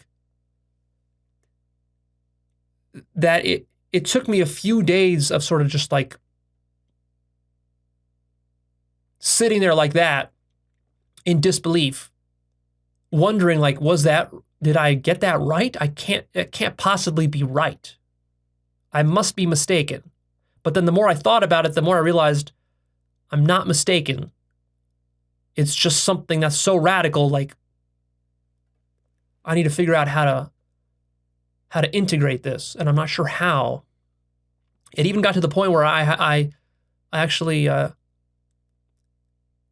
messaged one of the moderators on my forum who's conscious of these sorts of things, and just to get some input and some feedback about that. Just to kind of check myself, am I going crazy or not?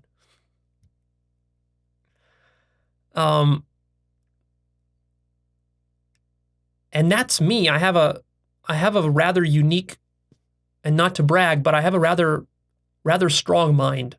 Strong in the sense that I love these kinds of insights. To me, when I realized that my parents were imaginary, on the one hand, it's like kind of horrific to realize that. On the other hand, it's the greatest joy. It really depends on how you look at it. And I can see it both ways. In fact, I do. And now I love it. Now I love it. It's good. But, again, that's me. Like, see, it's hard for me to get into your mind and to see how you would react to that. I imagine that most of you would react quite badly to that. It might throw your life into disarray. You might even feel like you're losing your mind. You might feel like you're going crazy a bit. And I've been there. Like, I mean, I've taken psychedelics that sent me into a full-blown madness. Full-blown madness. Like, I know what madness feels like. I've been there. It's a very good experience in retrospect. Now, you don't want to be stuck there. And I integrated it. But how many of you are going to be able to integrate it or not? I don't know. So in these kinds of situations, I want to give more warning, pre-warning for folk that this is sort of like deep waters where you could get yourself into trouble. And I've done that a lot with psychedelics. I talk positively about psychedelics a lot, but actually before this incident happened with the forum, I already recorded. I have in my render pipeline right now, I have a episode about the dangers of psychedelics where I go through all of the risks and dangers of psychedelics very methodically. Because I'm always looking on my forum for instances where people are misusing psychedelics, because I'm very touchy about that.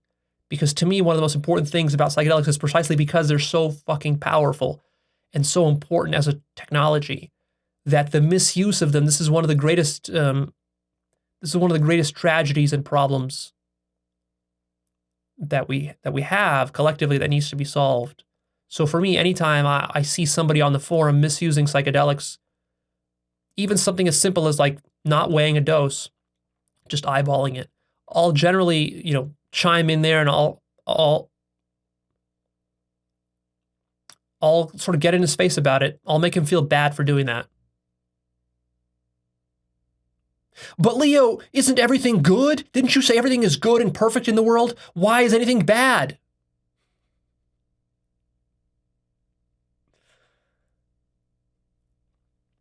Of course, everything is good and perfect in the absolute sense.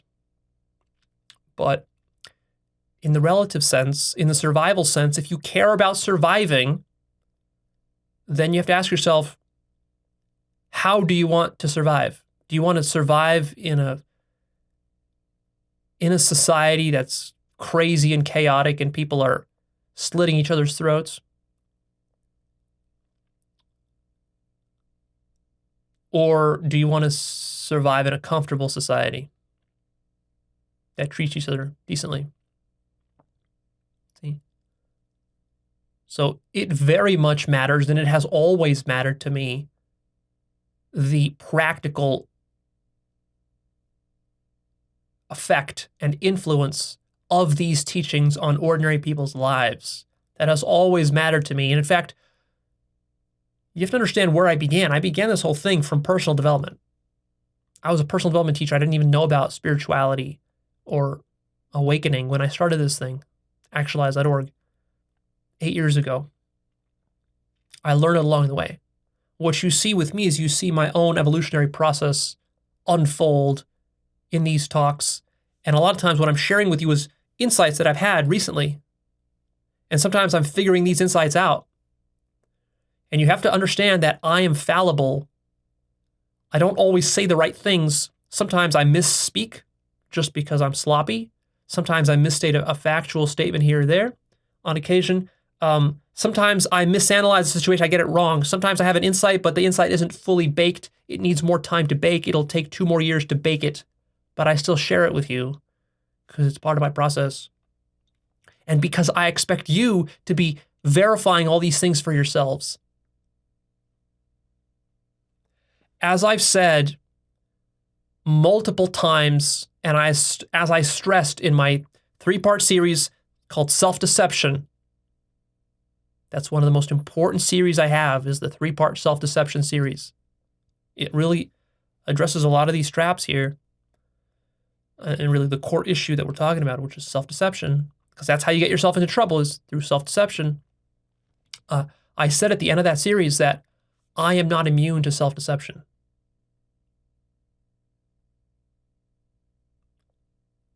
Nobody is immune to self-deception. I don't care how awake you are, how enlightened you are. You're not immune to self-deception. I've seen even the most respected of enlightened masters deceiving themselves in one way or another. I've seen it. It happens. Trust me. You can trust me on that. And if you don't want to, double check it for yourself, like you should with anything I say. So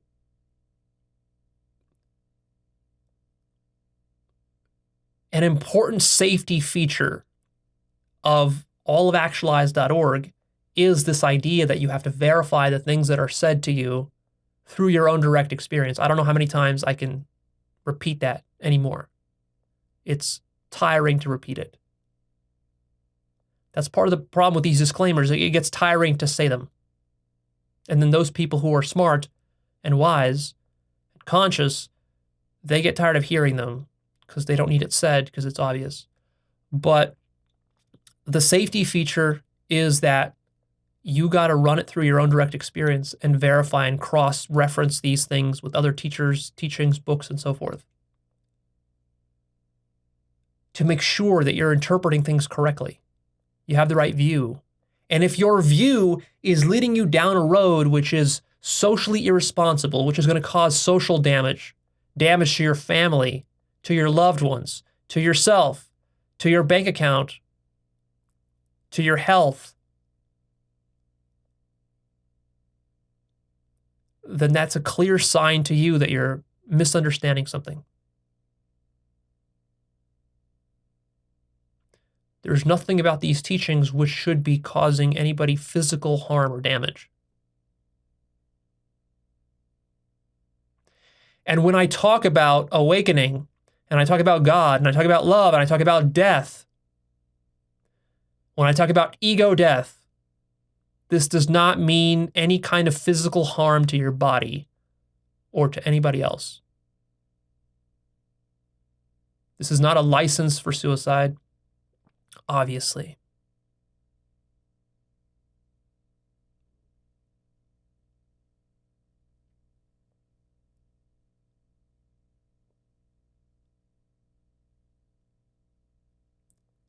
I want to shoot a separate episode about suicide and people who are suicidal.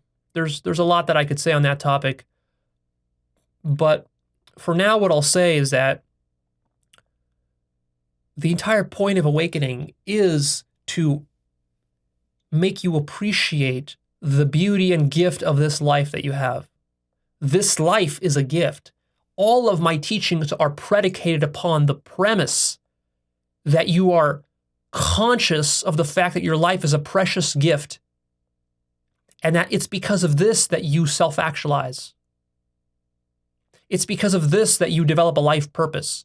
It's because of this that you develop responsibility and discipline. You see, I don't teach you just how to transcend the self and go into some sort of, spiritual abyss. A lot of my work is very practical and just teaches you the foundations of how to put your life together. I teach about responsibility and open-mindedness and reading books and studying and doing spiritual practices and getting your finances in order, having a life purpose, being creative with your work, relationships, sexuality. This is all positive, life-affirming stuff. The reason we're interested in all this is to get you mastery, a basic level of mastery with survival. I talk about that. I don't dismiss the importance of survival. Survival is important so long as you are interested in surviving. And I assume you are. And I am. I'm not above survival. In case that wasn't obvious. At the very least, because teaching can't be done without surviving. Spirituality cannot be taught without surviving. And also because people aren't ready to learn spirituality unless they have at least the basics of their survival handled.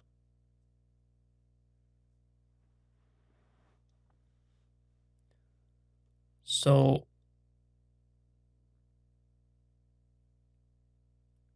the whole point of this work is, first you have to recognize how amazing your life is. Most people don't recognize that. They take their life for granted. And that's why they don't self-actualize and they don't put a lot of work into their life. You cannot put a lot of work into your life unless you really value it. So why would you then squander it by jumping off a bridge?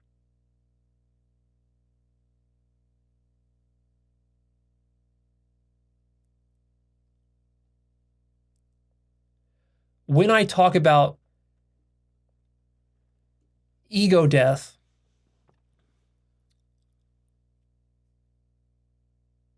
we're talking about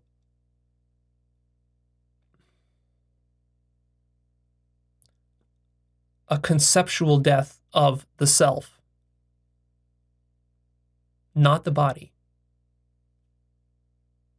Now you might say, Leo, but doesn't non-duality mean that there's no difference between a conceptual death and a physical death? Because now you're drawing a line between concept and material stuff, physical stuff. And technically speaking, from the absolute point of view, there is no boundary between conceptual death and physical death. In fact, to be perfectly frank, physical death does not exist. It's purely imaginary.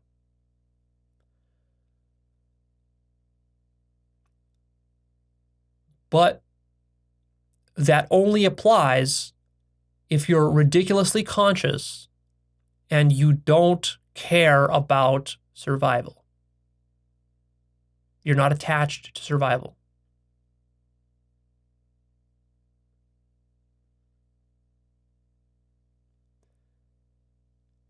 Now, again, some people will take this and they will misconstrue this and they will come up with an excuse to use this to justify their suicide.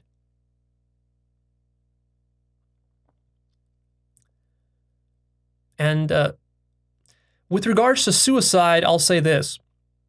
Is suicide good? Is it bad? Should you do it? What are Leo's thoughts on this? Well, first of all, it doesn't really matter what my thoughts are. What matters are what your thoughts are. Because whatever my thoughts are, yours are going to actually determine whether you do it or not. Not mine. But I'll share my thoughts with you anyways. Maybe it'll set your head straight. My thoughts on it are that ultimately it doesn't matter. In the absolute sense, it doesn't matter. If you want to end your life, you can. It's your choice. It's not morally wrong in any sense. And in fact, if you were in deep enough suffering, you would kill yourself. Any of us would. If the suffering got deep enough, I guarantee you'd kill yourself. That's just a fact of life. But fortunately, the majority of us will never be in that much suffering to do it. And the desire, or even the thought, just the mere thought of wanting to kill yourself already shows you that your mind is not pure. There's something impure about your mind. Now, if you're thinking to yourself, well, Leo, but if I kill myself, I will reach the Godhead sooner and faster and deeper. I will become infinitely conscious. I will merge into God with love and all this good stuff that you talk about. Isn't that true? Isn't that what you've said? Yes, death is infinite love. But this dream that you're in is also infinite love. It's also God. This is it here. Don't go looking for it somewhere else. It's here. In fact, there's nowhere to go. There's here. Even when you're thinking about your suicide, that already is fantasy land. You're fantasizing. You're not grounded in the present moment, in what's absolutely true. And if you were, you would have no need to kill yourself. The thought wouldn't even arise.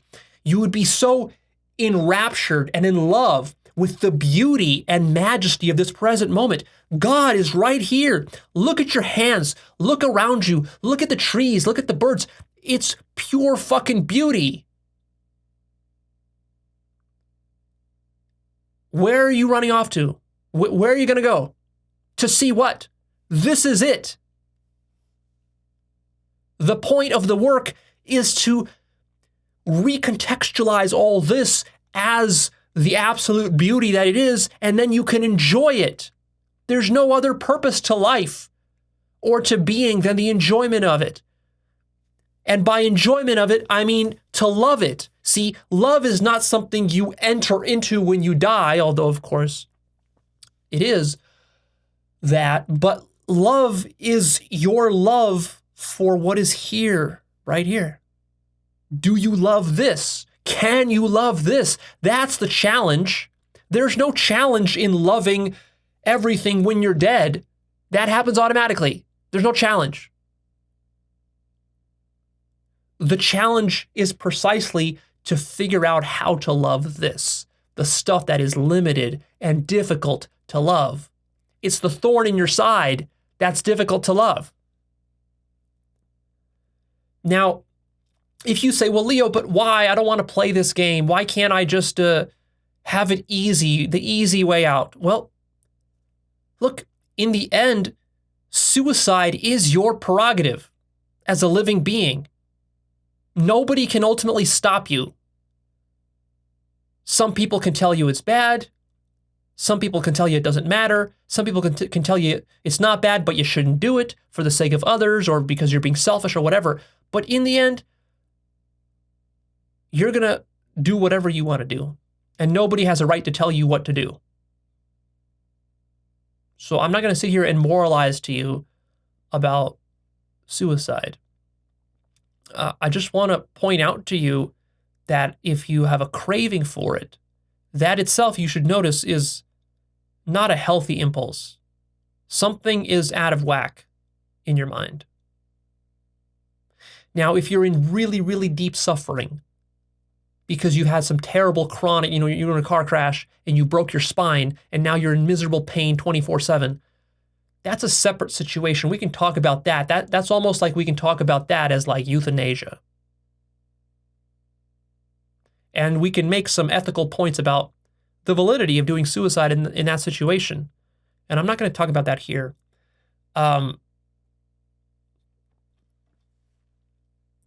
For the majority of people who commit suicide, that is not their situation. For the majority of people, what it is that their mind is tricking them in some way. And yes, many people, of course, do suffer. I totally acknowledge that.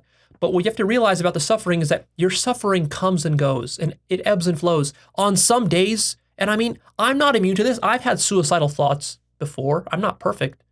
In fact, in the last year, if you've been following along with my health issues with my stomach, I had a very tenacious gut infection in my stomach that has been very difficult to cure. I've tried all sorts of antibiotics that have not worked.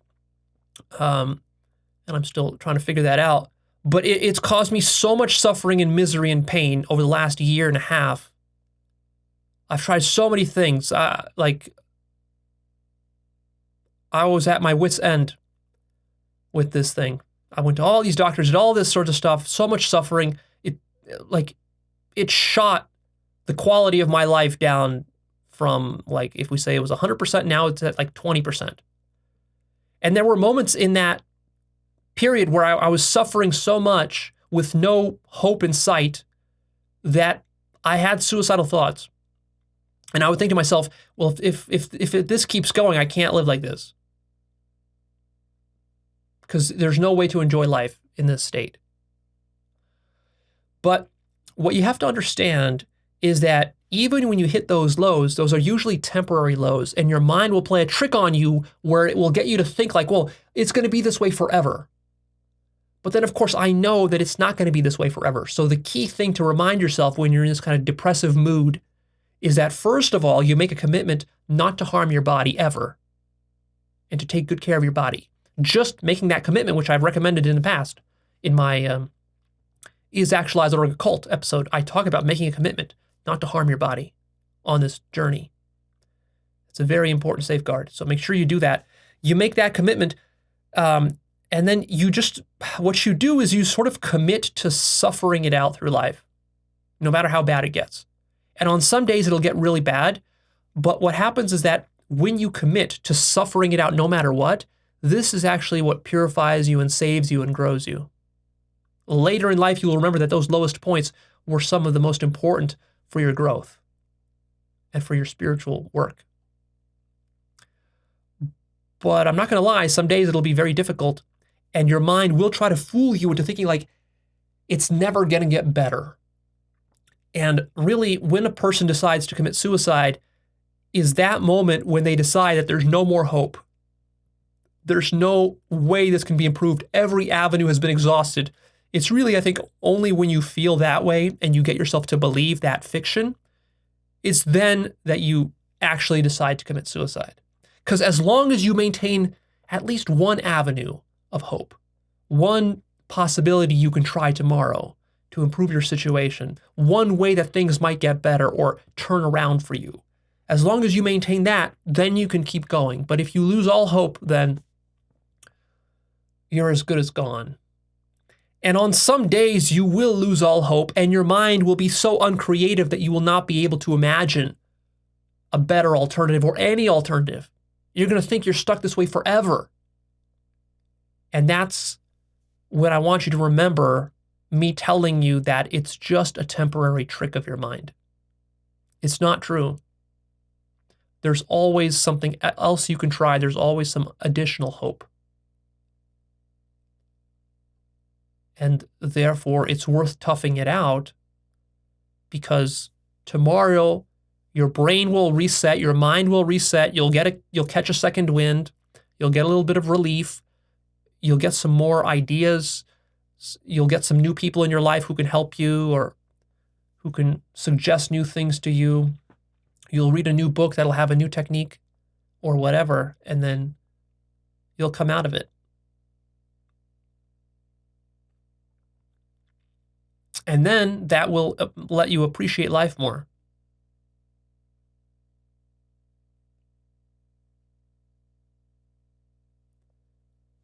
Really, really appreciate what you have here. You've been given this incredible, unique opportunity to be yourself. You're the only one who's like this in the universe. In the entire universe, you're the only one here who's like this, like you, exactly the way you are. And the game of life is for you to figure out how to live that in a beautiful way, in a way that is harmonious with the rest of what's here. How to discover and tap into your special strengths and gifts and the unique contributions you can make to mankind.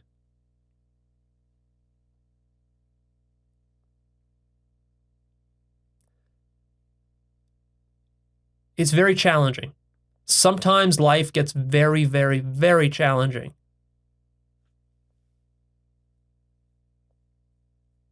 To a suicidal point. That's why I want you to make a commitment to never physically harm your body. In fact, that's not even enough. If you're following my work, then you should know that my work is not just about maintaining your body, but it's about improving your body. Health is very important. You should be taking better care of your health. And coming soon, I will have some episodes about how to improve the health of your brain, improve the health of your body, cure gut problems like I've been dealing with. I'll share that with you. Various strategies that I've discovered. I've discovered a lot of stuff in the last year about nutrition and health and so forth. These are all important. Take care of your body. Take care of your health.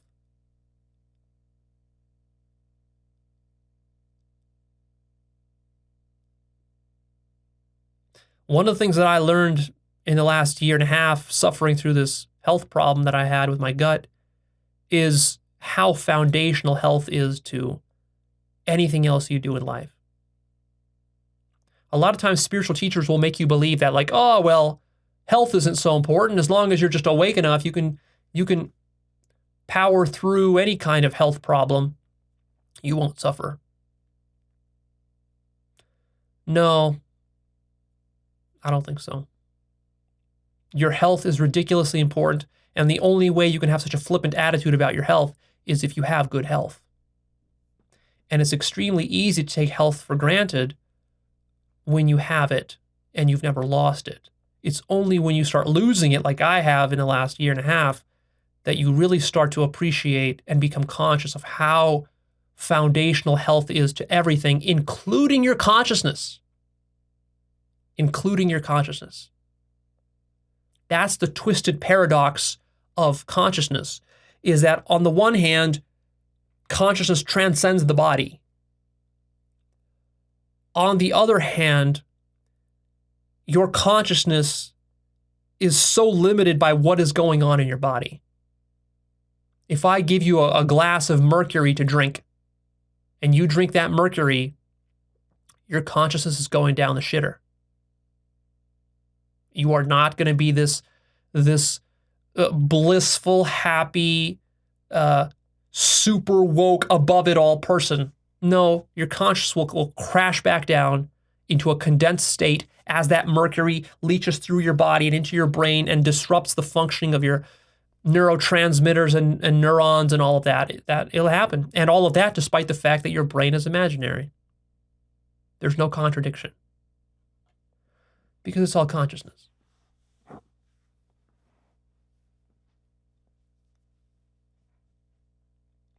So taking care of your brain health and your body health is very important.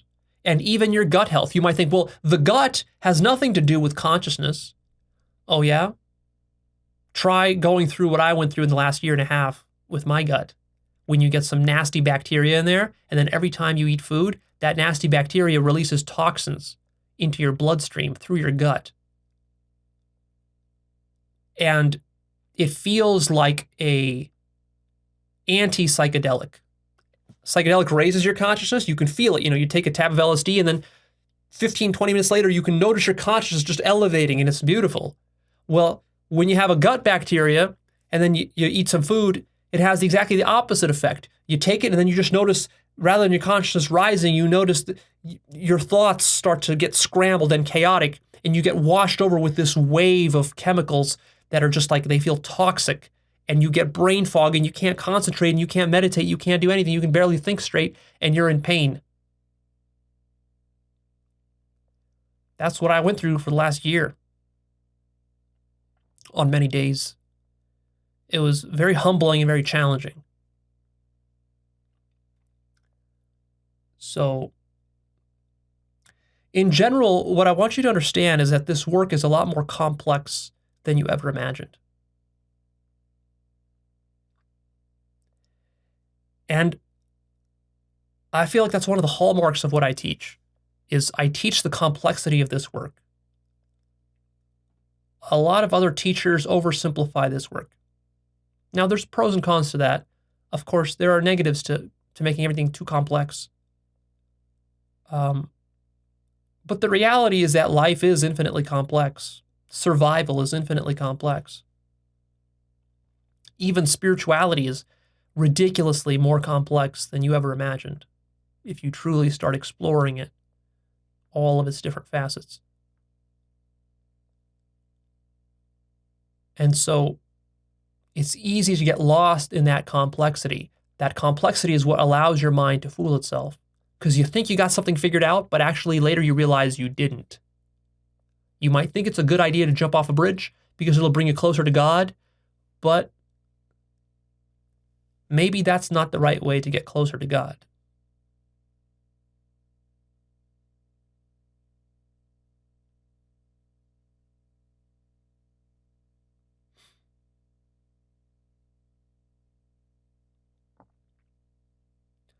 So anyway, going forward in the future, I will be putting more disclaimers and warnings into my videos. I haven't yet decided on what format that's going to take. It might be right at the front of the video, maybe towards the end of the video. I don't know. I also have to think about putting it into the audios because people don't watch, they listen. You see, so there's a lot of complexity here. We're going through and we're changing all the disclaimers in the text boxes for the videos to make them more robust. We've already been doing that for the last few weeks. And we're going to kind of go back and retool some of the old videos for that purpose. Unfortunately, YouTube doesn't allow me to change my old videos. If they did, I would have changed a lot of stuff already a long time ago. But they don't like allow me to insert slides or anything into videos. All I can do is just edit like the text descriptions. So there will be some of that coming forward in the future. You can look forward to that. But also, I will simply just be talking more about various traps and dangers and stressing them more, like I said, and pointing out where the advanced stuff is and where you can go wrong and maybe potentially harm yourself. But also, I want to say another thing here, which I haven't touched upon yet, which is that, like I said, very powerful and truthful teachings and wisdom has been demonized throughout all of human history. And so one of the greatest things that concerns me here with this incident is that, as tragic as the incident is, there's also the consideration of the Actualized.org brand. And I'm concerned that people will take this incident and twist it into some sort of weapon to discredit the brand and the teachings.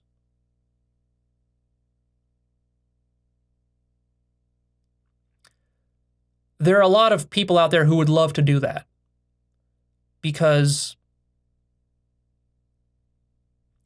that's historically what is done with powerful and truthful teachings, is that the ego mind, the collective mind, will look for any excuse it can find to demonize it, discredit it, or weaponize something against it. Which is why it's very important to put it into proper context. And so I've laid out a lot of that context here today, so that anyone who's reasonable and objective can weigh and understand the full complexity of the situation that we're dealing with here. For example, I know Sadhguru faced some shit when his wife committed Mahasamadhi. At least that's what he says. His wife had a child. She was a yogi. She was in her early 30s, good health. And then just poof, Mahasamadhi. There were reports in the newspaper that Sadhguru killed his wife. There are websites right now online. You can go and type into Google, Sadhguru killed his wife, and you'll find websites. You'll find something like sadhgurukilledhiswife.com, which will post news clippings and theories about how he killed her and how he lied and manipulated and this sorts of stuff. So this is the kind of thing that I find very distasteful and that I'm defensive about, because it happens. There are people out there who will smear in this way. And a lot of times they just, it's simply because they don't understand, right? So the things that I teach, like, try to imagine this from the point of view of somebody who's sort of like a normie, who's a materialist, who is an atheist, who is a rationalist or whatever, and they hate all this stuff, and all these ideas are sort of an affront to their entire worldview, and they have no interest in any kind of spiritual stuff, and they have no interest in any kind of nuance about it. In their mind, they just know that all this stuff is just pure bullshit that some cult leader is spinning to earn money from gullible fools. That's how they see me. That's their view of reality. That's how they see Actualized.org. And they're not conscious of that. They don't really understand what they're doing or how their own mind is playing this trick on them. They don't understand projection. They don't understand self-deception. They don't understand the limits of materialism. They haven't had profound mystical experiences. They don't believe they're even possible. They just think that love and God is just some new agey mumbo jumbo bullshit, and this is all just about money. And so, of course, when they see me and this work in that way, then they can't help themselves but to go into some sort of attack mode and look for any kind of sort of gotcha.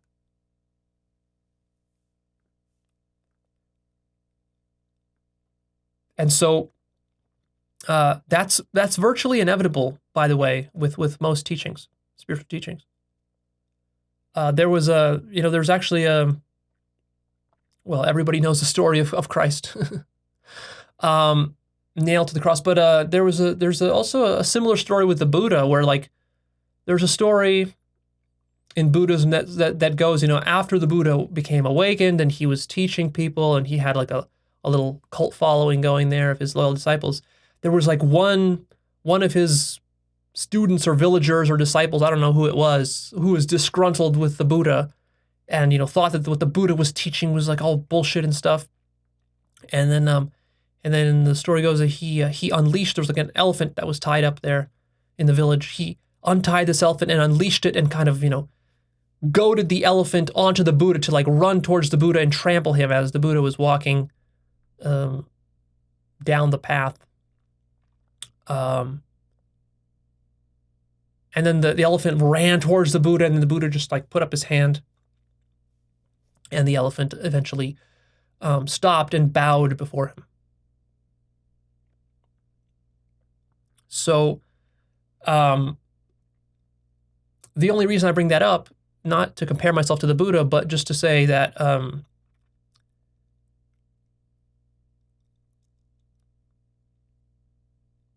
there's always a tendency to suppress truth and to manipulate it, to distort it, to corrupt it, to demonize it, to outlaw it, to discredit it, because the job of the ego mind, the job of the devil, is to muddy the waters so much that ordinary people around him cannot distinguish truth from falsehood anymore in all the mud. And they just equate truth and falsehood. They throw their hands up and they say, well, it's just all a wash. Who really knows? We don't really know what's true. So let's follow this guy who happens to be the devil. And then they follow the devil. And he leads them off a cliff.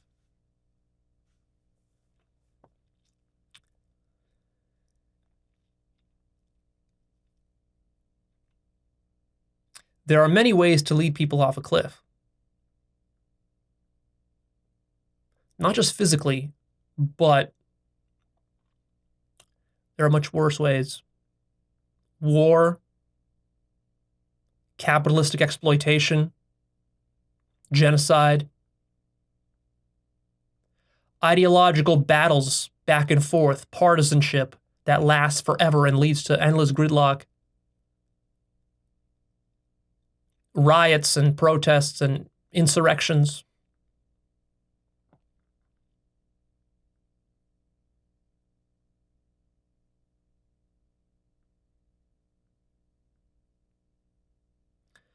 So what's to be done about all this? Is there a solution? There's no algorithmic solution to the truth-falsehood problem. The only way to distinguish truth from falsehood is through careful, conscious investigation, through personal experimentation, through direct experience. There's no algorithm for it. It takes intelligence. And there's no algorithm for safety either. People often look for an algorithm for safety. They say like, well, the 10 Commandments are like the algorithm for safety. Just stick with the 10 Commandments, you'll be safe. Oh, really? Will you be safe? Or will that lead to a genocide? Or a holy war? You're not safe following some 10 Commandments because reality is far too complex for that.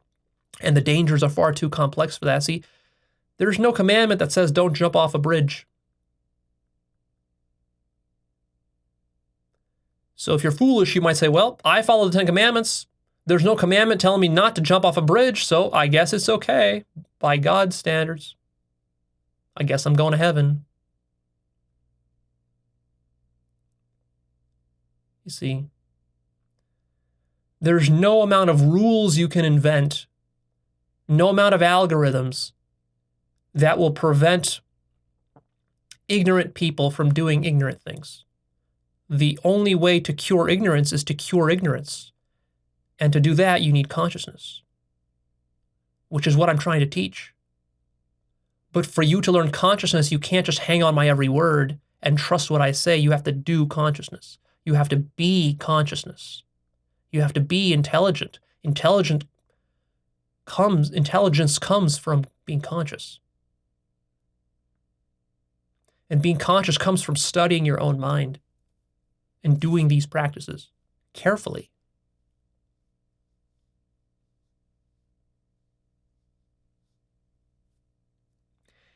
And only in this way, by cultivating consciousness and intelligence, will you then be able to avoid all the many landmines and traps that are out there for you in the spiritual and even in the material landscape.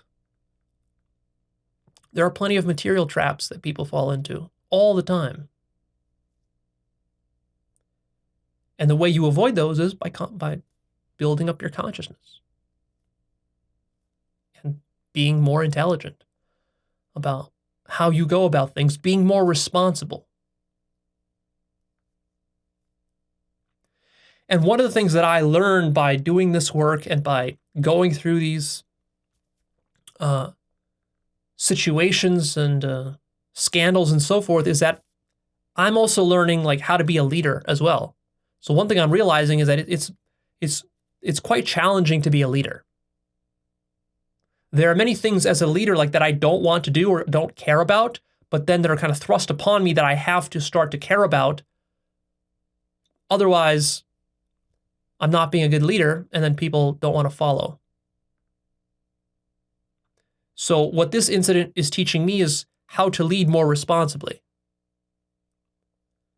more carefully. And so you're going to see better leadership for me in the future as a result of this.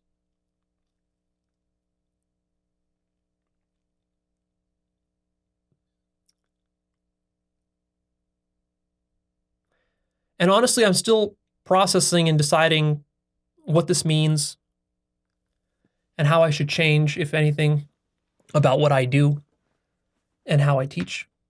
But what I definitely know is that the teachings are important. And so I'm going to continue doing my teachings as I always have, because I believe in this work. And, you know, some people don't believe in this work and aren't interested in this work, or don't like the way in which I teach this work. In which case, I recommend you don't waste time. Don't waste your time. You don't need to waste time hate watching me. Just go develop yourself in whatever way you want that works for you. If it's a non-spiritual way, do that. If you want to do purely materialistic self-improvement, go do that. If that's what you think is the best thing, go do that. Don't waste your time with me. Or if you want some other approach to spirituality, go do that. Don't waste your time with me. Or, you know, explore many perspectives, as I've always recommended from the very beginning. And then cross-reference everything and then find out your own system. In the end, basically what I teach is, hopefully what you get from me is how to sort of build your own system. Not my system, but build your own system based on principles that I teach you. The principles are very broad. Once you learn the principles, then you can apply them in a way that tailors and fits to the way that you want to do this work. And this work is just sort of honoring your life and building out a great life.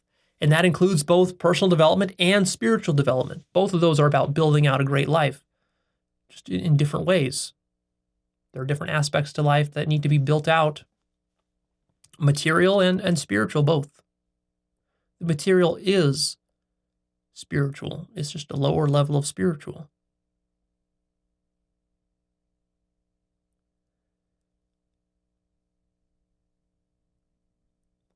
it's important if you're young, and I've said this before, but I'll say it again, that you develop some survival foundation in your life. You need some mastery of survival before you go hog wild into spirituality.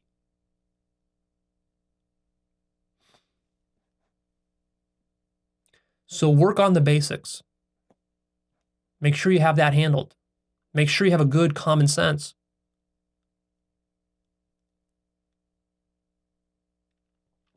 I remember that I read a story about Yogananda and his guru, Sri Yukteswar, and they were discussing, like, under what conditions does the guru take an apprentice? And the conditions were pretty strict.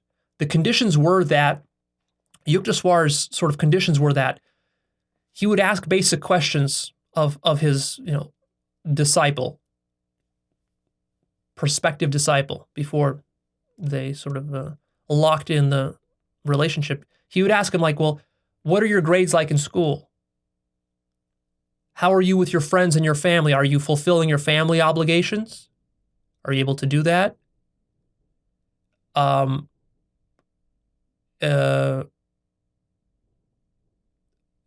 you able to support yourself, to feed yourself, to cook food, to clean laundry, do these basic things? Or do you struggle with these things? And if you said you struggle with any of these things, then he wouldn't take you on because you're not ready. Because how can you do that stuff when you can't handle that's the basic stuff? Of course, the challenge with our communications here virtually through YouTube or whatever, through the internet, is that this is not a guru-disciple relationship. I'm not your guru. And it's really important that you understand what I am, because people get this very wrong about what I am, what function I serve. I am literally a guy on YouTube who is sharing his philosophical insights about life. That's all that I am, and you should treat me as such. I don't know you personally. I can't read your mind. I don't know what's going on with you in your life.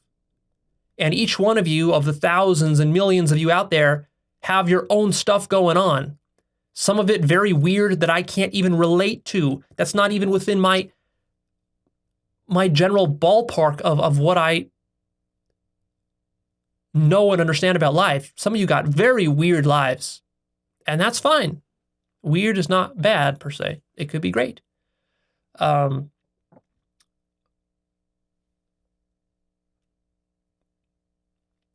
But in the end, all I'm doing here is I'm sharing ideas with you. Ideas can be very powerful. A single idea can change your life. But a single idea taken the wrong way can also destroy your life. So if you continue to listen, you have to be very careful about how you make sense of these ideas, how you apply these ideas. And in the end, I don't know how you're going to apply them and what kind of twisted way you're going to imagine something's going to happen in your life. I don't know.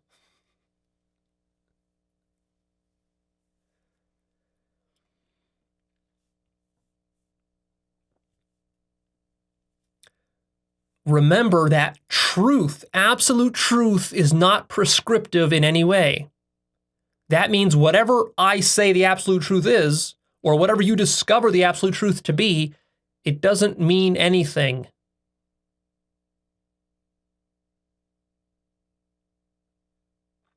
Likewise with love.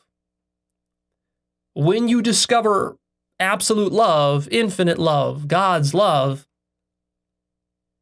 you might fall into the trap of thinking that it means something. It means you should do something in the material survival world. It means you should hug your kids more. It means you should have more sex. It means you should get a divorce. It means you should get married. It means you should have sex with your mother. I don't know what you think it'll mean, But whatever you think it means, it doesn't mean that. Why doesn't it mean that? Because everything is love. So when you say, oh, I'm going to do this because it's love, well, what you're not realizing is that the opposite of doing that is also love. So when you say, oh, I'm going to hug my kids, that's love. Okay, but if you don't hug your kids, that's also love. And if you hit your kids, that's also love. Everything is love. That's infinite love, absolute love. It's very radical.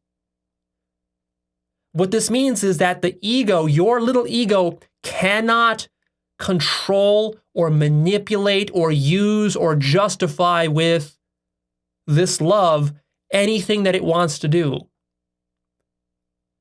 So take ownership of that rather than concocting these elaborate justifications for like, oh, I did this today. I went to the grocery store because of love. And I did this to my kids because of love.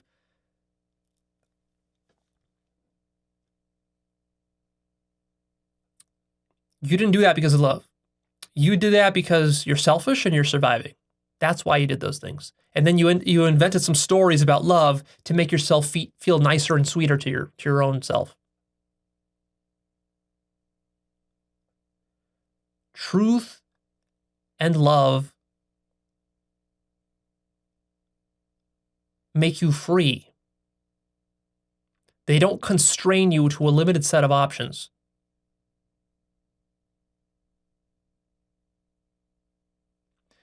You have to use intelligence and consciousness to figure out very skillfully, in a very nuanced way, what would be the most loving expression of your love in any particular situation. And you could always be wrong about that. You might think that, oh, this is going to be the best expression of love, and then you realize, I tricked myself. That was actually selfishness masquerading as love.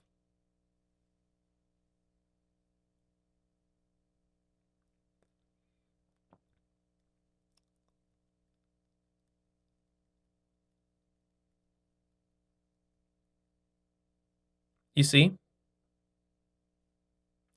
That's self-deception in action. And I'm not immune to it. Don't assume you're immune to it. Don't assume your favorite guru is immune to it or above it. They aren't. This is the whole challenge of life. You never solve this problem permanently. This is something you're constantly juggling and balancing, like on a surfboard. You got to be dynamically balancing as you're on the wave. And that wave is your life. And as soon as you become too rigid on that board and you decide that, well, I'm just going to shift my weight to the right and just keep it there forever because I got to figure it out now, that's when you're going to screw up and wipe out.